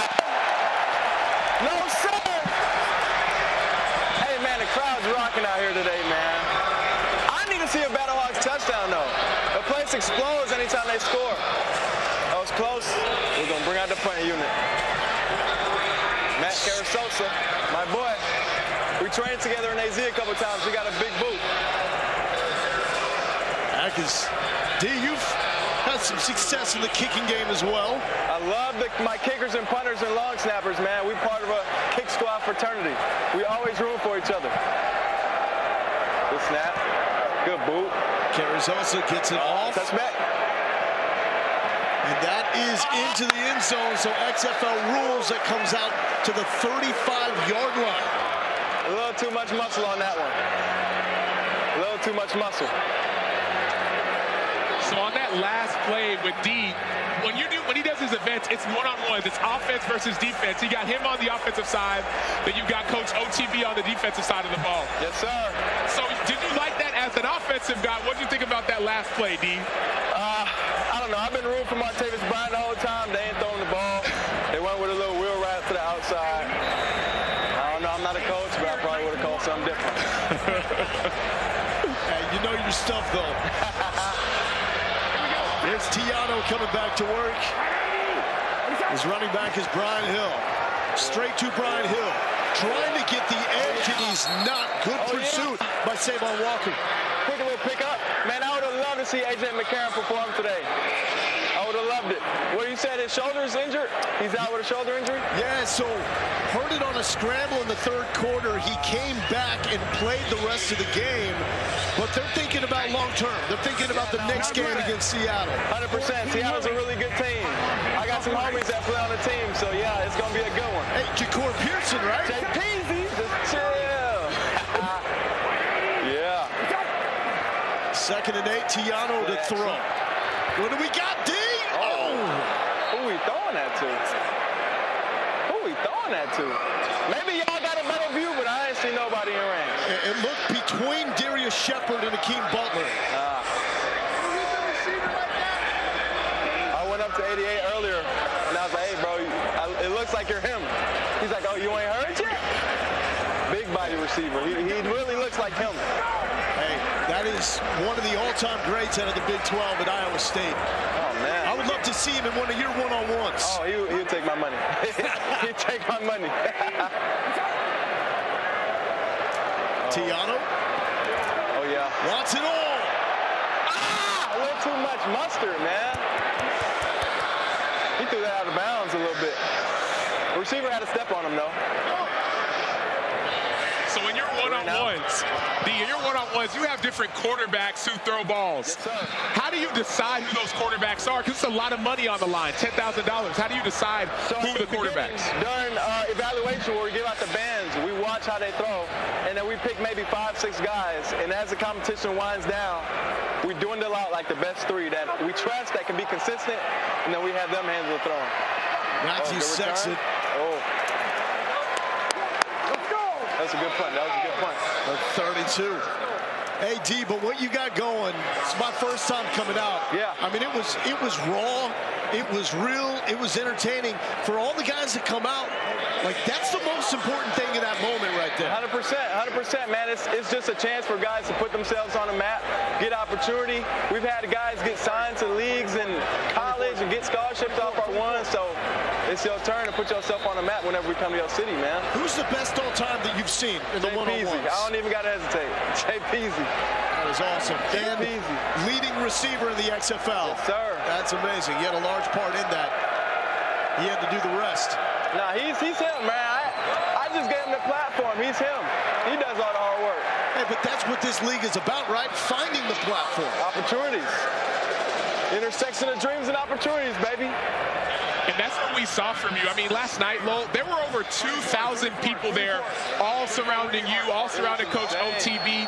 And all they wanted was that chance. There was a Michigan Wolverines recruit, a receiver there. It was insane. There were so many people, not as many DBs. Nobody wants to get cooked. But there was a ton of receivers. But we ended up being good, man. We had 75 on each side to compete. Oh, let's go. St. Louis with Ellum Lumor. Both ways, they've been stalling out, man. As soon as I get on the camera, they don't want to do nothing exciting. It's like your DB's shutting them down. Yeah. Traps, as we call it.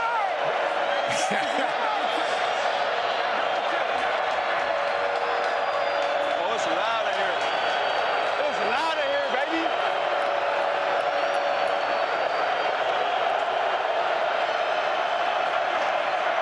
McClendon feeling the pressure, gets out of the pressure. McClendon does take off. Take off. Runs over a coach on the sideline, but he took that like a champ. Hey, McClendon's brought new life to this Vegas team, huh?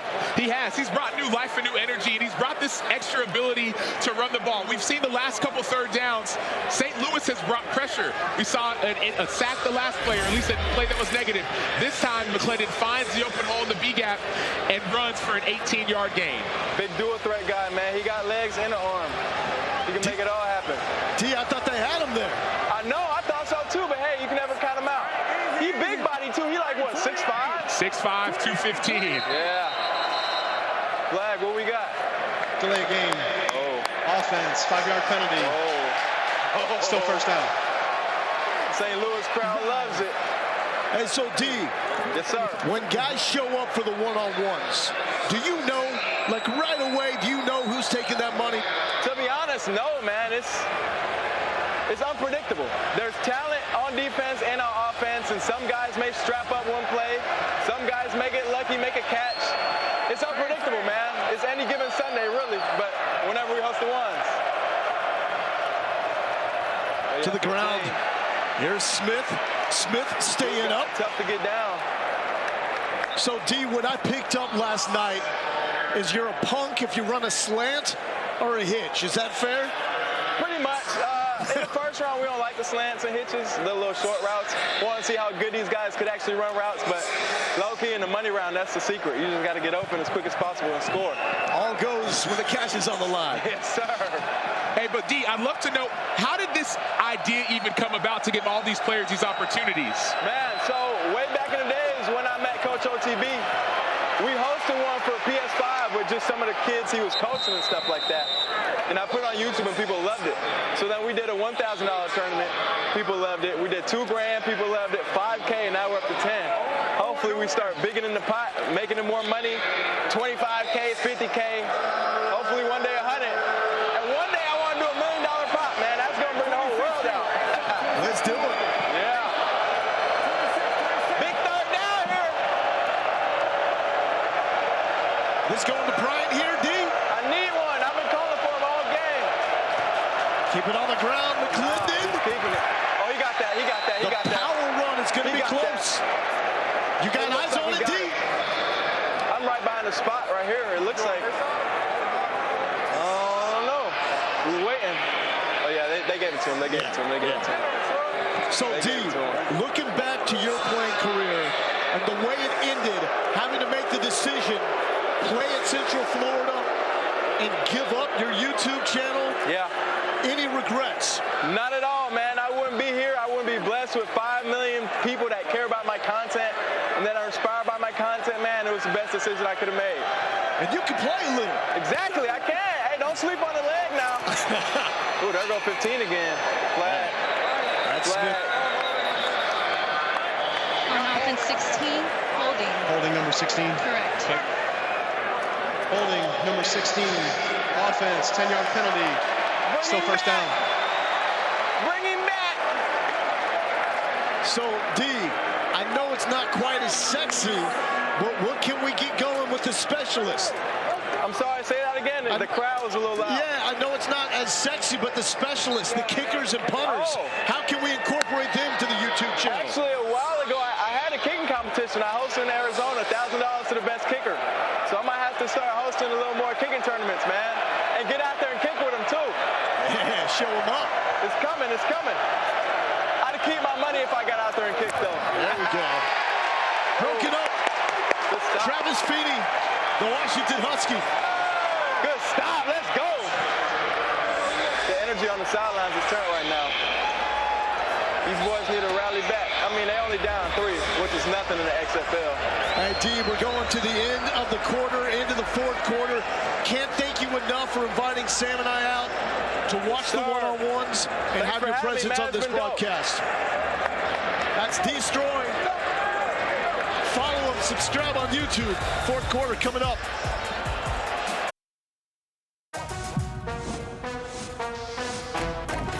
This is a chance for a second chance. Rediscovered, revitalized, reborn.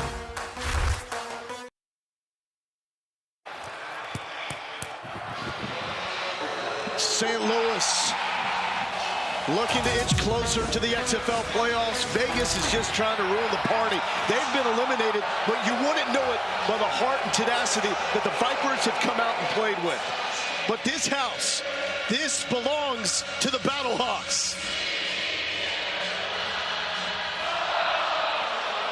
Some Neil Diamond serenading 35,167 fans here in St. Louis.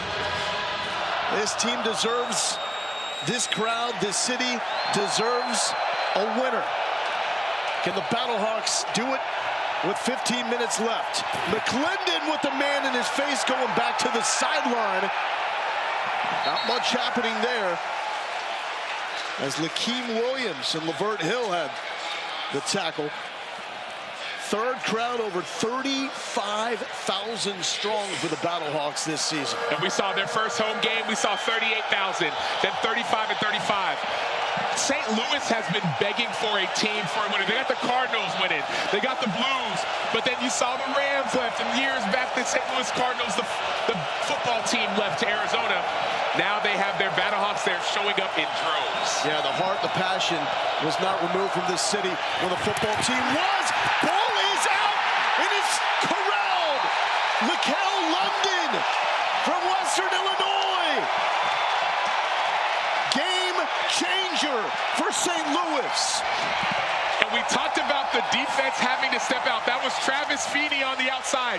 We saw the last few third downs, we've seen pressure. Well, this time, a 3-man rush. 3-man beating 5 offensive linemen. Feeney with the sack fumble, and then you see Lakel London, defensive lineman. He's just covering, he's watching. Then he jumps up, picks off the pass. He's a big body, but notice the great job by the defense saying, hey, we brought you pressure in the pass, but now we're just going to drop back 8 and force you to hold on to the ball. Oh! No!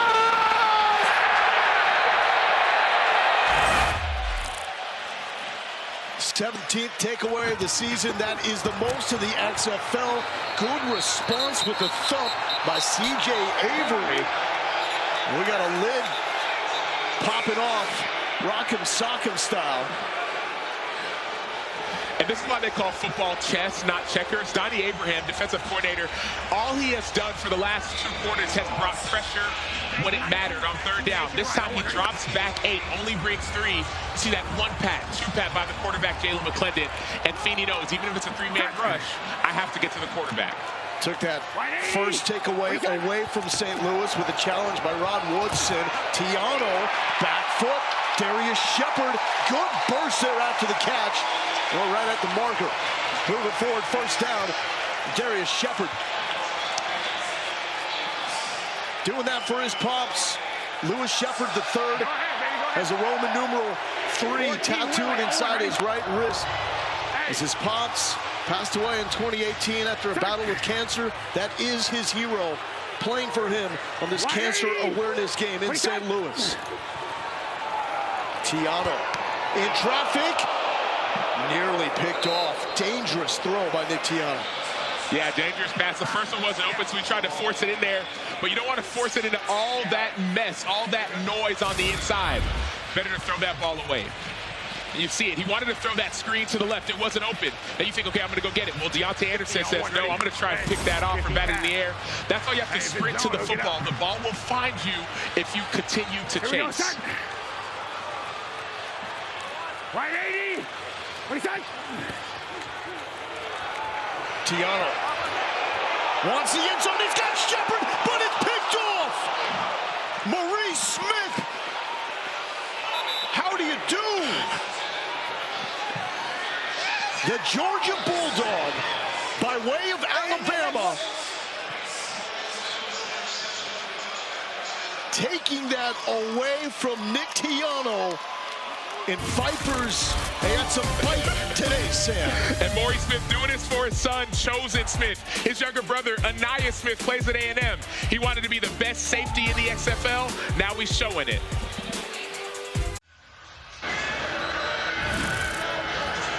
Vegas leads 11-8 here in the fourth quarter, and a big interception by Maurice Smith, safety for Vegas. What was your read on that play? Just cover two. I saw number one go wide, number two up the seam. I knew I had to get wide, throw it straight to me. You're the energy king. You've brought energy to this defense. What is the key to maintaining that in the fourth quarter? Man, I'm an energy bunny, so I just run around energy. I give it to the offense, give it to the defense. They feeding off my energy. They tell me, so we gonna ball. Praise God. Thank you. Guys, I can confirm he is indeed an energy bunny. I've watched it on the sideline. Thank you, Taylor. Vegas trying to make that takeaway mean something. Burt, a handful of yards. Willie Harvey was trying to strip that one out. We asked Rod Woodson coming into this game, what's different? And he told us, we're locked in now as a team, especially defensively. They've allowed only 2 offensive touchdowns since the start of last game. In the last 2 weeks, things have changed. Rod Woodson has got this team more dialed in, taking some things away, but he's seeing improvement on the field. Back to the ground. And that's Burt. 3 yards brought down by Lucas Dennis. Woodson and the Vegas Vipers eliminated. Well, they're trying to cause some upheaval in the XFL North, which will come down to 3 teams: DC, Seattle, and St. Louis. 3rd and 1.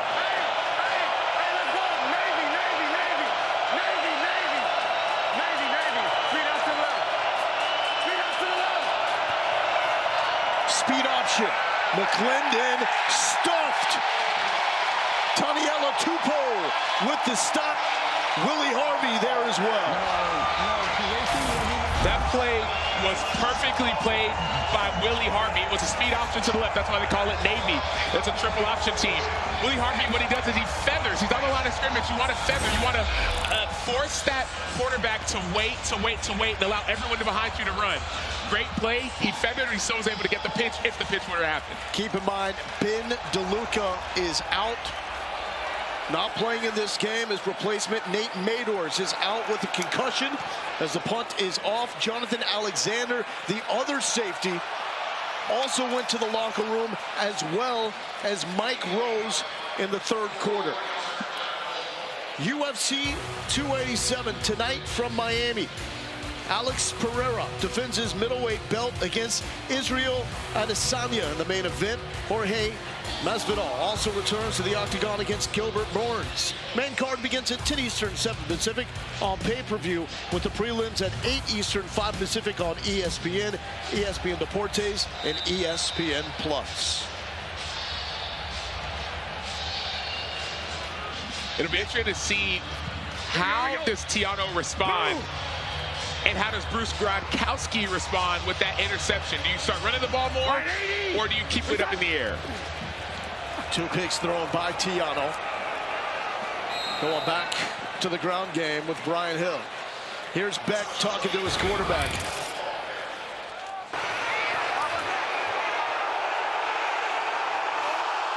okay, and you got that kind of time, just understand. We get a field goal, tie, whatever we can. Yep. We're trying to score touchdowns. Do what you got to do, you know what I'm saying? For sure. Hey. Okay. And that's where A.J. McCarron is so great with ball security. Just 4 interceptions for McCarron, who did not make the trip to St. Louis for this game. Brian Hill trying to take on the entire Vegas defense. Fitz.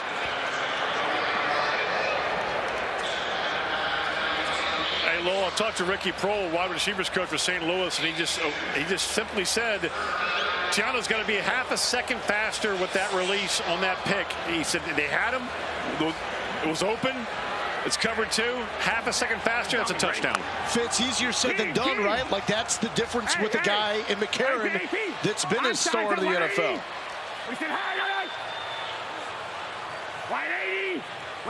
Third and 4. Tiano, pump fake. Nearly broken up, but secured by Brian Hill.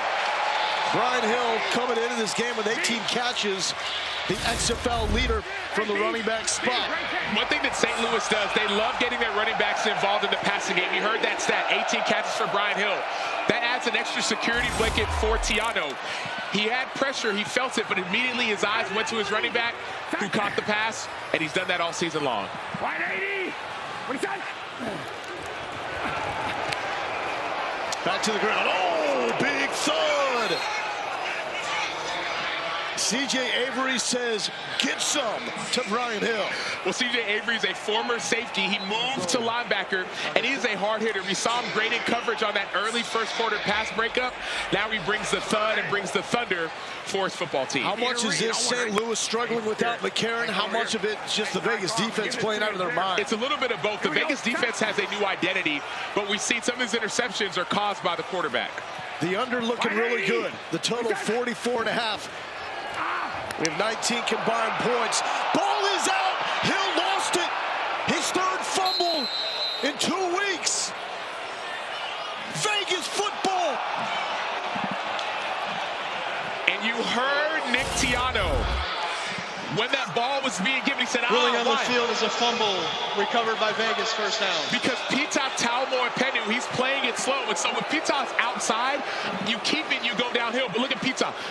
Boom, he takes the running back, and that's why you have to keep it. Nick Tiano made the wrong decision in that case, and that's why that fumble was forced. 3rd lost fumble for Brian Hill over the past 2 weeks. 48 NFL games, uncharacteristic for him, but bounced back strong after those 2 against Houston. Is there enough time to respond?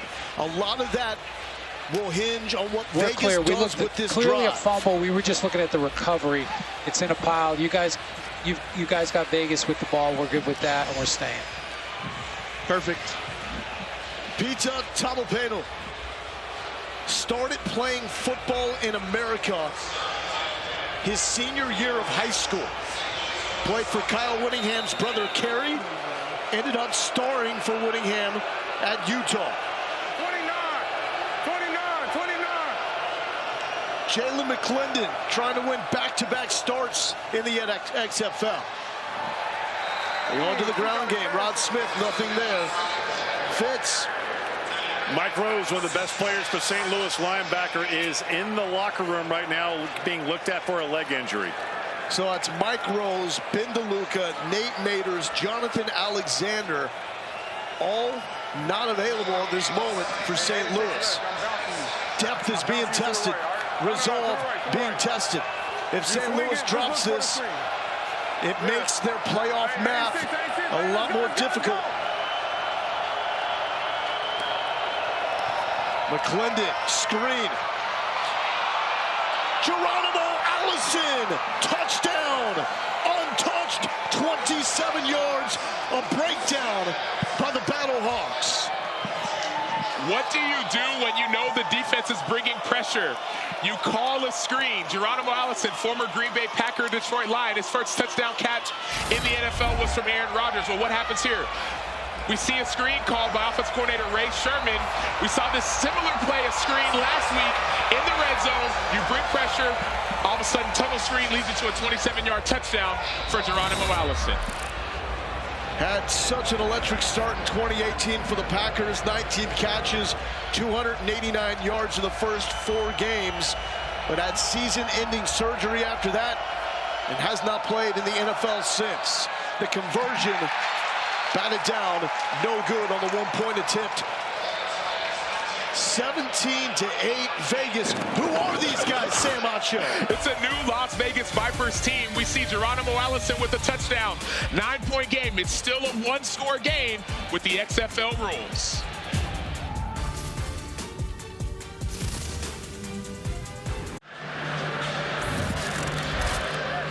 Vegas now leads 17-8 here in the fourth quarter, and I'm standing by with Vegas quarterback Jalen McClendon. You guys able to switch up your tendencies? How is that throwing off their defense? I think like that. It's a good it's a good defense, but I think us just switching up what we run. Instead of running the same plays the same way, we just switching it up, running in a different way to just out leverage the defense and what we're seeing. They bring pressure on you guys. How are you able to combat that? I think the O-line's doing a great job up front in the run game and in the pass game. They're just doing a good job of picking up everything. So that's all praise to them. Thank you. Lowell? DJ Calhoun just laid a lick on Darius Shepard. The turnovers have been problematic for St. Louis. They've been really good in that department, but 3 of them in this game, and here is the hit. 48 in white. Bang. Sometimes that hole opens, and sometimes someone comes and closes it. DJ Calhoun shut that door very quickly. 9-point game, so still a 1-score game, as this is the confidence of Anthony Beck going right back to the ground game with Brian Hill. But here's the challenge at Anthony Beck. The XFL rules, the clock continues to run until the last 2 minutes, and that's when it'll stop on a first down. And so you might want to keep it on the ground, but that clock will keep running. You're down by 9 points, which is a touchdown and a 3-point conversion. First game of the season, St. Louis has not led at any point. 2 straight wins for the BattleHawks. A Vegas win cements DC's spot in the XFL playoffs, and there is pressure as Tiano is dropped by Jasheem Martin. Jasheem Martin with the pressure inside, one of the better defensive linemen in this league.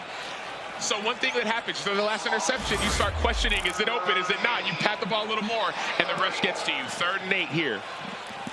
And with Vegas controlling the ground game, 184 rushing yards, these last 6 minutes could go by in a hurry if Vegas can get the football back. Protect the middle, watch the 3rd and 8 here for Nick Tiano. Starting in place of the injured A.J. McCarron. Tiano swings it out to Hill, and that is a fine open field stop by Keelan Kennedy. We said his name a lot today. Well, we said his name a lot because he's been playing outstanding ball. Back in 2021, he had over 18 D1 offers out of Garden City Community College. He initially committed to go play for Deion Sanders at Jackson State.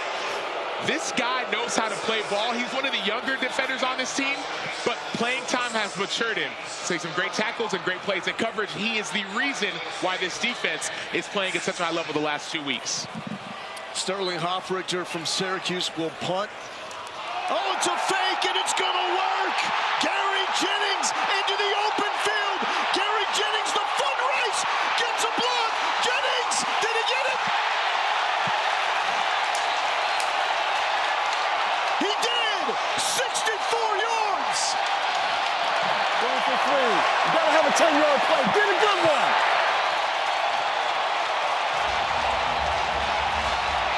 We talk about fakes all the time in the XFL or NFL, whatever league. What happens is special teams coordinators say, man, they got 8 up. They're going after the block. Let's pass it to our receiver, Gary Jennings, and let him do the rest. Hey, give it up to Stephen Mitchell out of USC on that play. Got the late block to get Jennings, the fastest player in the NFL, XFL, into the end zone. And did he get in? Absolutely. Absolutely. So here we go. The 3-point conversion to tie. 50, Z-wall. It's going to be a little tunnel screen on the inside. 3 receivers on the right blocking. Tiano underneath on the hands of Shepard. Will stay in a 3-point game, but wow. Gary Jennings was clocked at 22.2 miles per hour on the Catapult GPS system. The fastest time in the XFL this season. I'd love to see the speed on this run.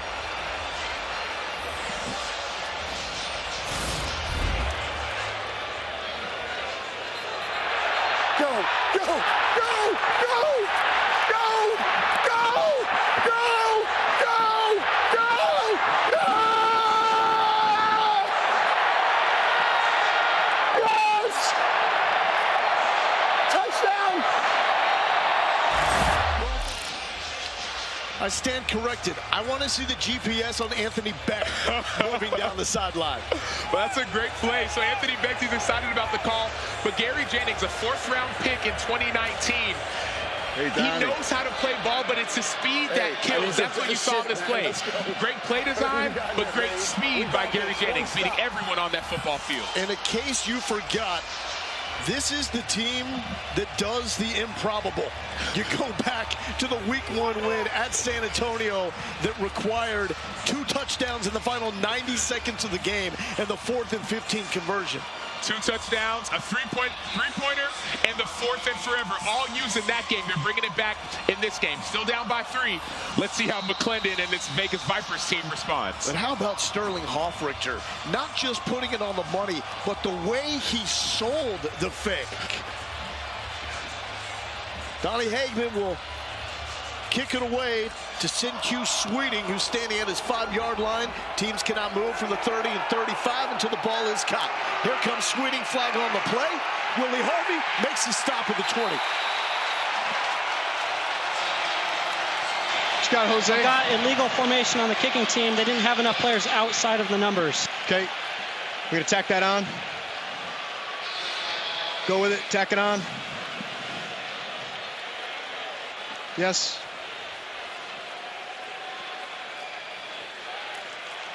The runners up here. 21, 26. 21 to the 26. 21.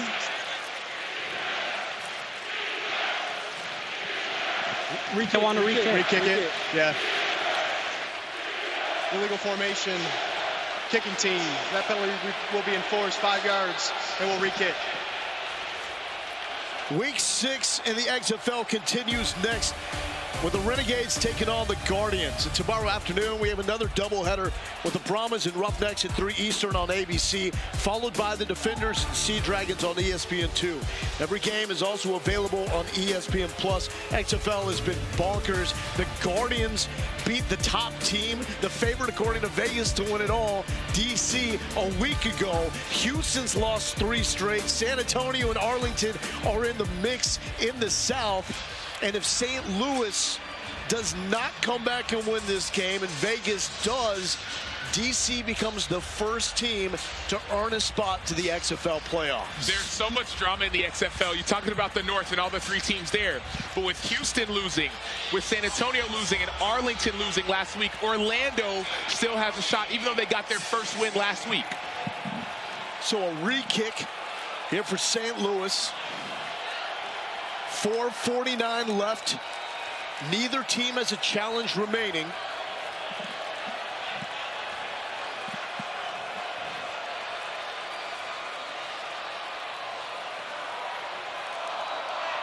And the kick is off. Sweeting from the 12. Sin-Q again, bottled up by the BattleHawks. Willie Harvey got him the first time. After the re-kick, got him again. Catch episode 6 of the XFL docuseries, Player 54, Chasing the XFL Dream, Thursday at 5 Eastern on ESPN2. Available to stream immediately after on ESPN+. Directed by Peter Berg, this 9-part docuseries chronicles the creation of the XFL under new ownership and provides an all-access look at all 8 teams. Let's get bonkers, St. Louis.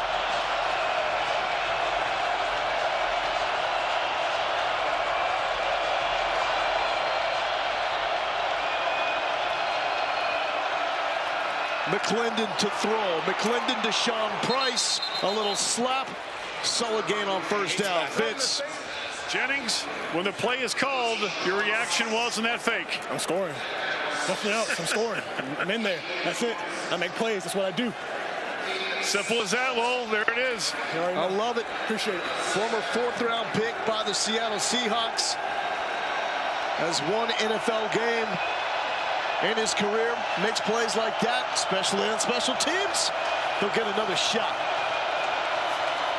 2nd and 3. McClendon with the keep. Lakeem Williams there to make the stop. Lakeem is a wild man.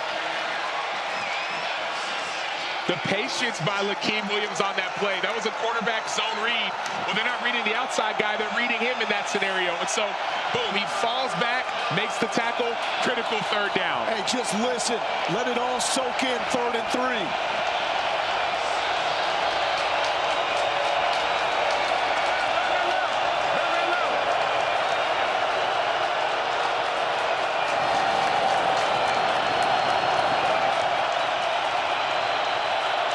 In a timeout.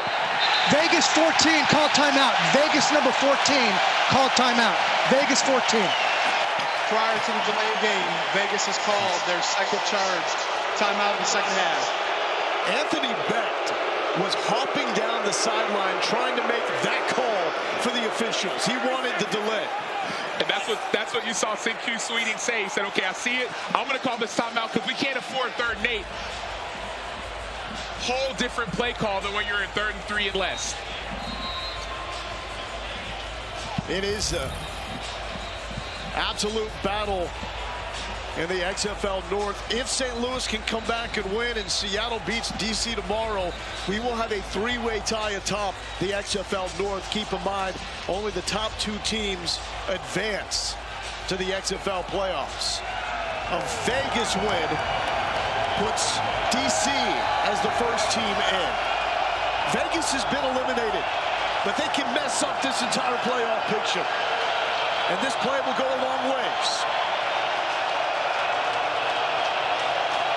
Jalen McClendon is going to keep. McClendon has the corner, smartly slides inbounds, keeps the clock running. 8 yards and a first down. This does not look like a guy that is starting just his 4th game since graduating high school 8 years ago. He had one start in 2018, started last week. That's his 7th rush for a first down. Hurts not having Mike Rose in there. And all sorts of bodies colliding. 2-yard gain. And it may not seem like a big deal, but sliding inbounds actually does matter even outside of those 2 minutes because the clock does stop while the ball gets set. And so it's only a few seconds, it may be 2 or 3 seconds. 29 hours. But those seconds in this situation matter more than you could imagine. And right here, gonna have to get another snap off before the 2-minute warning. Lovett has returned to the game. He's been battling an illness all game long. Give him 1 yard to set up a 3rd and 5. 2-minute warning coming up. And we've got a timeout. Smartly played by St. Louis.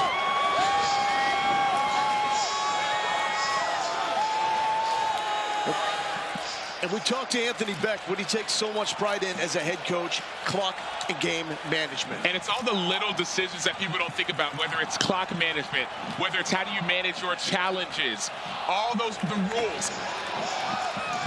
He said if there's one thing I'm going to be on top of, it's going to be all those little details. I know that those details are often the things that help you win or lose games. I will not overlook them. Second meeting in 3 weeks for the first matchup. St. Louis won by 23 points. the second largest win for any team in the XFL this season. Vegas struck first, and they have not looked back. But what we could look back on is leaving 6 points on the field. A missed field goal and the botched fake field goal before the half. Will that be a factor?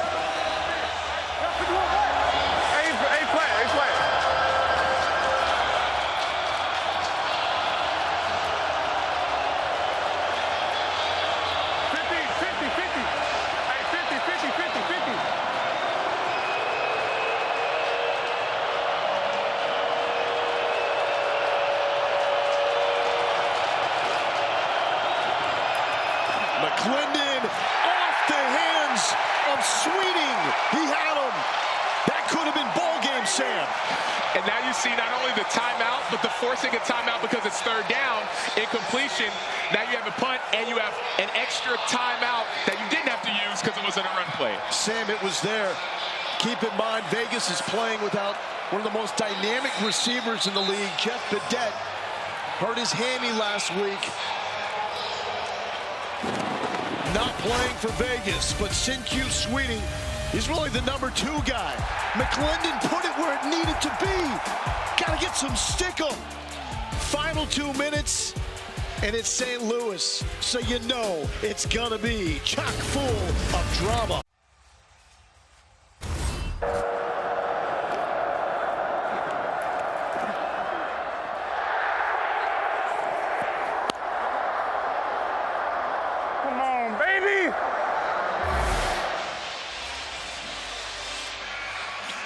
Rod Woodson now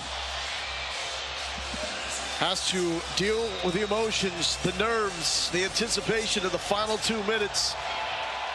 Giving the ball back to St. Louis. That was near disaster as that punt was not handled well, and it goes into the end zone. Coming out at the 35-yard line, Michael Carrizosa almost dropped that snap. Yeah, and he was good getting it off before it was blocked. But that 35-yard line is where the ball's going to come out when the ball goes to the end zone on a punt. It's a 40-yard line. We do have a flag. Let's check this out. Number 31. 31 left early? Yes, sir. And that's... I believe it's an illegal formation. Offside, illegal formation. We'll go illegal formation, left early. Gotcha. What number 31 you said? 31. An eligible player downfield on the kicking team, number 31. That penalty will be enforced at the end of the kick. It's first down. Wow, so coming out at the 35, then adding yardage as well, and whoa. I mean, Carrizosa is very fortunate to have been able to corral that football. That could have been the game there. Unfortunate that St. Louis wasn't bringing pressure because the ball was so tight. Therefore, for a return. Now, this is almost like getting a 4th down stop because it comes out at the 35. You add 5 more yards. Tiano takes over at the 40-yard line and gains 2 on first down. So it's now the college rules and the final 2 minutes. The clock will pause to move the chains, and it will stop on plays out of bounds and for incomplete passes. Tiano stepping in for A.J. McCarron. Another drop, this time by Brian Hill. And as a defense, you have to remember, you're defending 3 points. You're not defending the end zone in a situation like this. You're defending a field goal, and so you change how you play. Showdown for St. Louis coming up next week with Seattle. That will be the most important game for the XFL playoff picture for the BattleHawks. A loss here makes it a lot more difficult. Tiano has a man. It's Aitman. Did he hold on? Yes, he does. Marcel Aitman.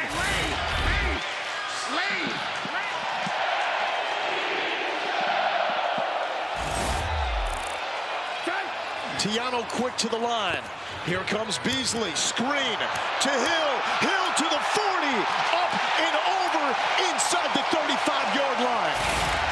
That's how you come back strong after after a costly fumble. Well, it's finding your ex-receiver, Marcel Aikman, going back to your other playmaker in Brian Hill, not in the running game, but in the passing game. That's his 19th catch on the season. These are your security valves at critical times. 1 minute left. Nick Tiano back to Hill. Hill to the 25-yard line, still fighting before C.J. Avery brings him down. Here's Bruce Gradkowski, the OC. Trips right, Dusty pump, 3-jet Dusty pump. Trips right, 3-jet Dusty pump. And we've seen this before. That's that pump and go, try and get it to the end zone. False start left side. This one they probably hold on, come here. Yeah. Hold on. I got 13 on the outside flinching, all the way out there. Yeah, so either way, we'll go 13. They're going to see if... Yeah, check there. He's going to want 10 seconds, but they may have to use their timeout. Going to buy the timeout. Yeah, he's going to take it on that side. He wants timeout. Okay, we go 13, false start. False start, number 13. Offense, 5-yard penalty, still second down. St. Louis has called a timeout to avoid a 10-second subtraction. And you're going to see the false start here by Austin Prohl. And the timeout was called to avoid a 10-second runoff. So in the fourth quarter, less than 2 minutes left. If you have a penalty while the clock is running, there will be a offensive penalty. There will be a 10-second runoff unless you use your timeout. You get excited when you're the guy who's about to make that play. That pump play was likely to Austin Prohl. You fake a screen, you pump it, and you throw it to him. You get a little excited, calm your nerves. And what this potentially sets up, if St. Louis settles and makes a field goal, we would have the first overtime game in week number 8 that we've had all season long. But Tiano looking for the kill shot. Pressure from the edges. Tiano with the legs. Tiano inside the red zone. It has not been perfect, but has been absolute guts on display for the former Chattanooga Mock. Tiano clocks it with 24 seconds left.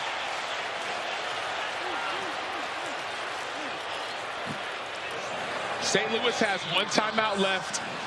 They have a quarterback making his first start, but they have supreme trust in him. Hey, play clock's going. Play clock's going. Hey, on the ball. 6. Hey, 51, on 1, ready? Hot, go outside, on a hitch. No A.J. McCarron. Nick Tiano trying to lead the BattleHawks to a win. Shepard rocked, but holds on. C.J. Avery made the hit, saying incomplete pass. Down.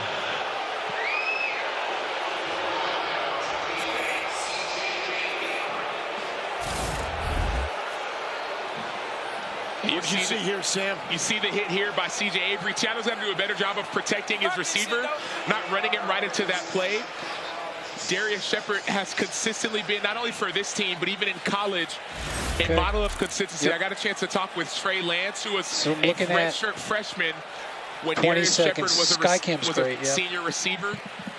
So I'm looking at control. He gets hit immediately. He's going to the ground to make the catch. Ball comes loose, hits the ground. And then he's going to regain control after it hits the ground. So it's all during the process of the catch. That's an incomplete pass. We got 20 on the clock, so that's good. And we're going to be third down. So timeout because he was injured? An incomplete pass. Yes. It's an incomplete injured pass. player. They get 10.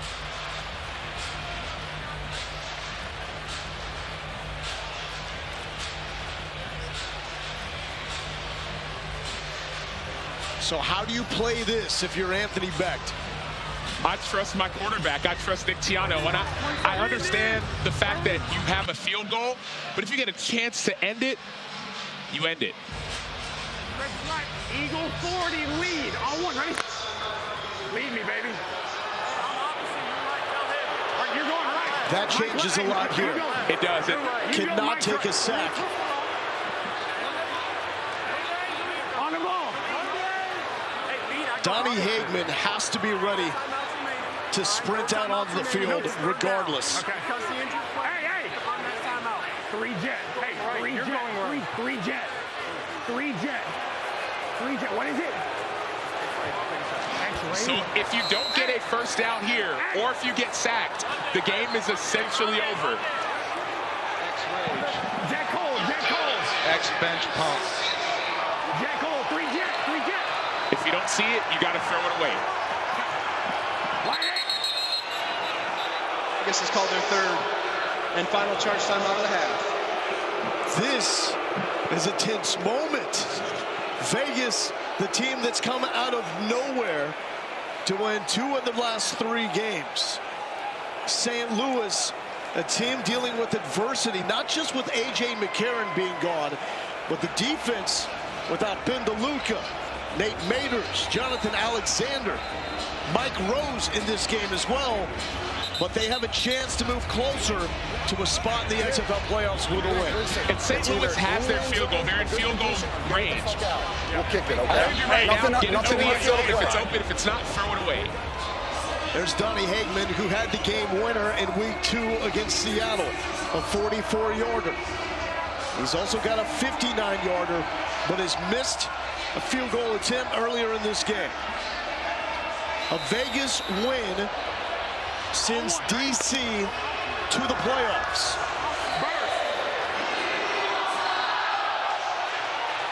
Third and 10, no timeouts remaining for either team. Nick Tiano, Aitman had it, dropped it. Broken up by Jamar Summers. He fucking pulled his jersey. That's fucking egregious. So now That's egregious. It comes down to the foot of Donnie Hagman. And this is the opportunity you would have had to challenge if you would not have used it early on out of emotion. That call could have been called if you would have challenged it. But unfortunately, you don't have it. Now it comes down to Donnie Hagman to see if he can tie the game. 34 yards for Donnie Hagman. He's missed from 47, has a game winner to his credit. The field goal is up, and it is good, and we are closing in on the XFL overtime shootout. We have 11 seconds to get there. More St. Louis magic, though. The way overtime will work, if we get there, 3 alternating tries from the 5, each are worth 2 points. It's like a shootout in World Cup soccer. That's exactly what it is. It's like a penalty shootout in soccer. It's not like you have this 10-minute half or quarter. Each team has a chance to get it. Luis Perez, the former Vegas quarterback, traded 2 weeks ago to Arlington. He was inactive last week. Should get the start for the Renegades coming up against the Orlando Guardians, who upset previously undefeated DC last week. That is coming up next. DC still Vegas's favorite to win the title, followed by St. Louis and Seattle. The XFL North is bonkers. But this game came down to special teams. The fake punt, touchdown from Sterling Hoffrichter to Gary Jennings. And the field goal by Donnie Hagman, knotting it up at 17. Still have to kick it away to Q Sweeting. And that's straight into the end zone.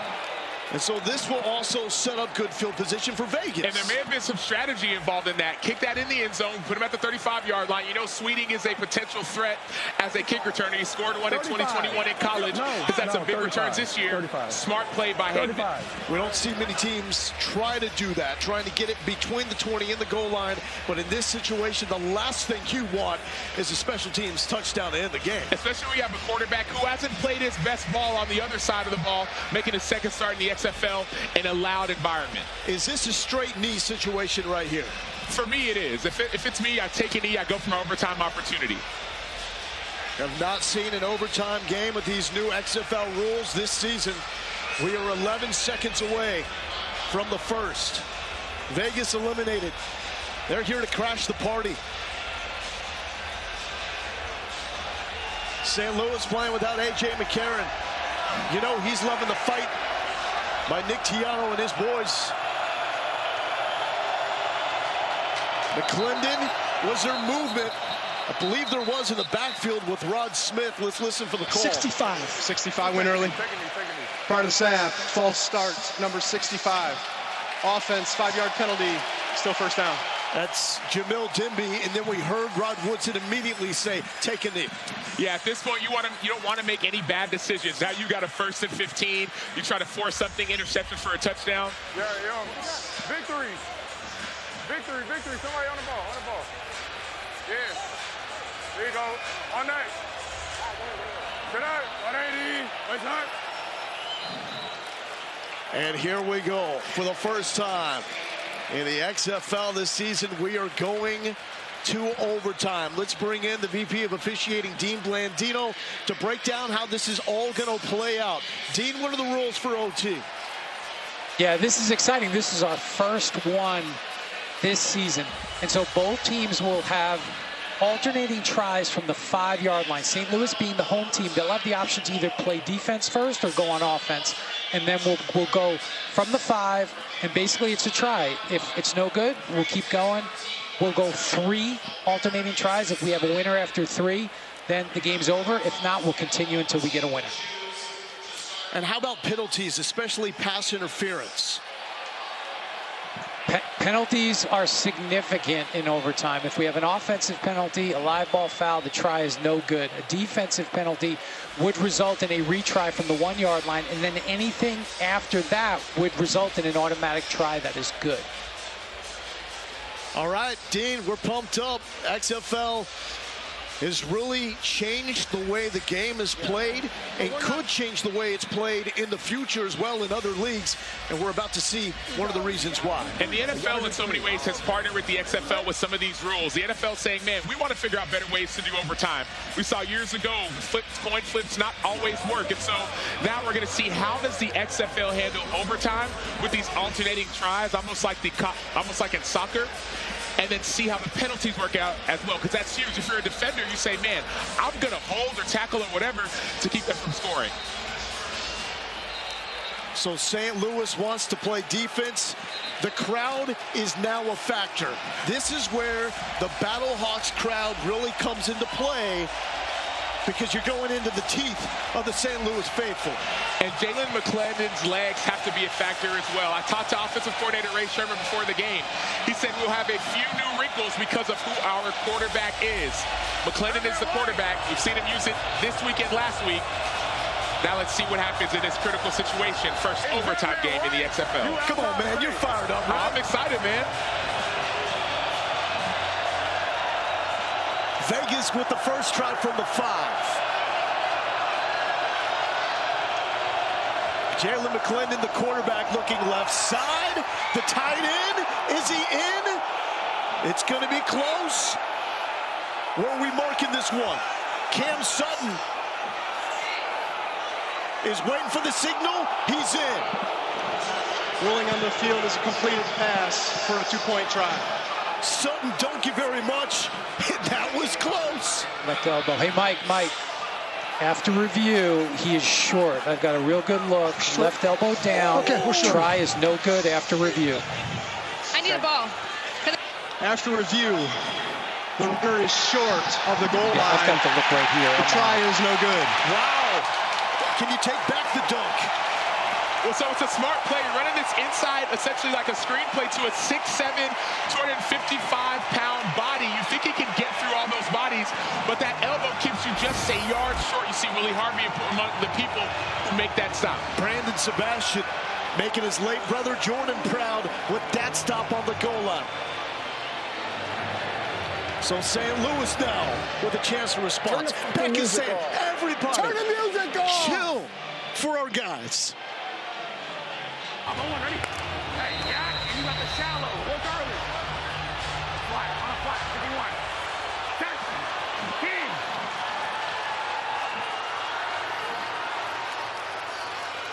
51. Nick Tiano looking for his moment. Tiano over the middle. Akeem Butler is in.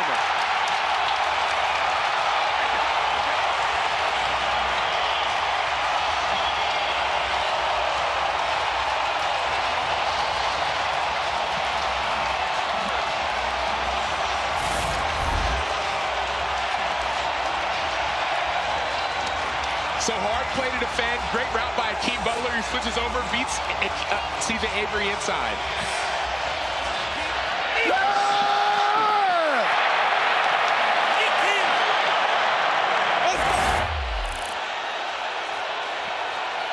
Now Vegas with another opportunity. A stop here for St. Louis, followed by a score on the next possession. Will result in a BattleHawks win. It's Barkers here inside the dome.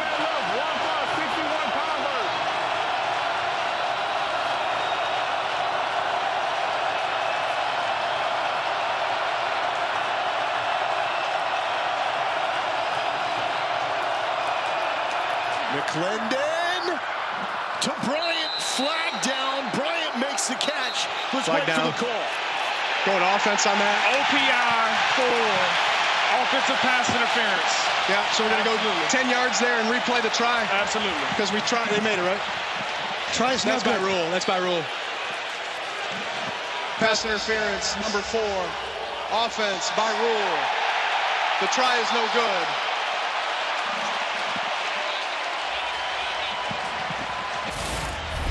So that's the difference in the XFL overtime rules. Offensive penalties, if you have an offensive one, the try is no good. There's no retry, there's no 10-yard penalty.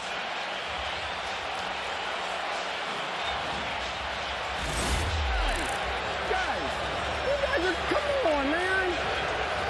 Wow. I know that. I'm talking about him over there. Come on. Give us a shot.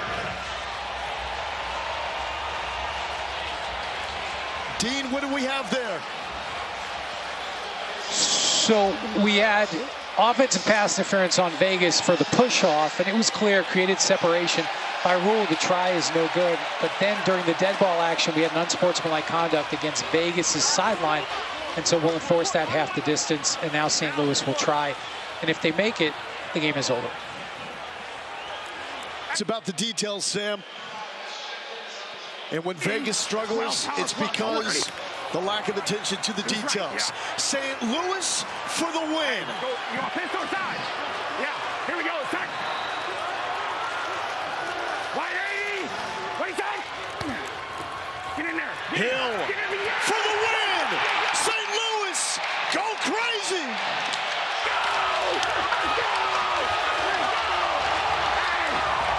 All that St. Louis has...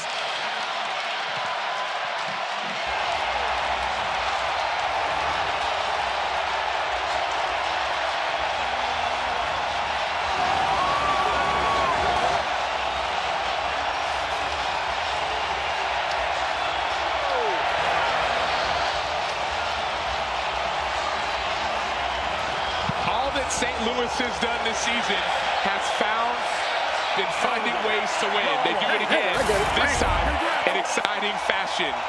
Give it to your best player, Brian Hill, running back. Get it in the end zone. Fitz.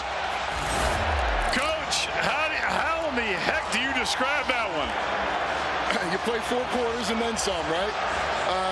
Unbelievable job of just being resilient in this game. We really had nothing going on, and we needed players to make plays, and we got some. That fake punt, man, listen, me and T were talking about it, and he's like, listen, we may have it. We held off for the one time, and we decided, I was like, T, should we do it? He's like, let's roll with it, and it worked. It was awesome, man. Proud of these guys. I don't want to win games like that, but I do want to win games like that. Go celebrate. Well, the second dramatic comeback this year by St. Louis. Did it in week 1, had out down 17-8 with 5 minutes left and getting it done with Brian Hill with the walk-off. Next up, it's Arlington and Orlando.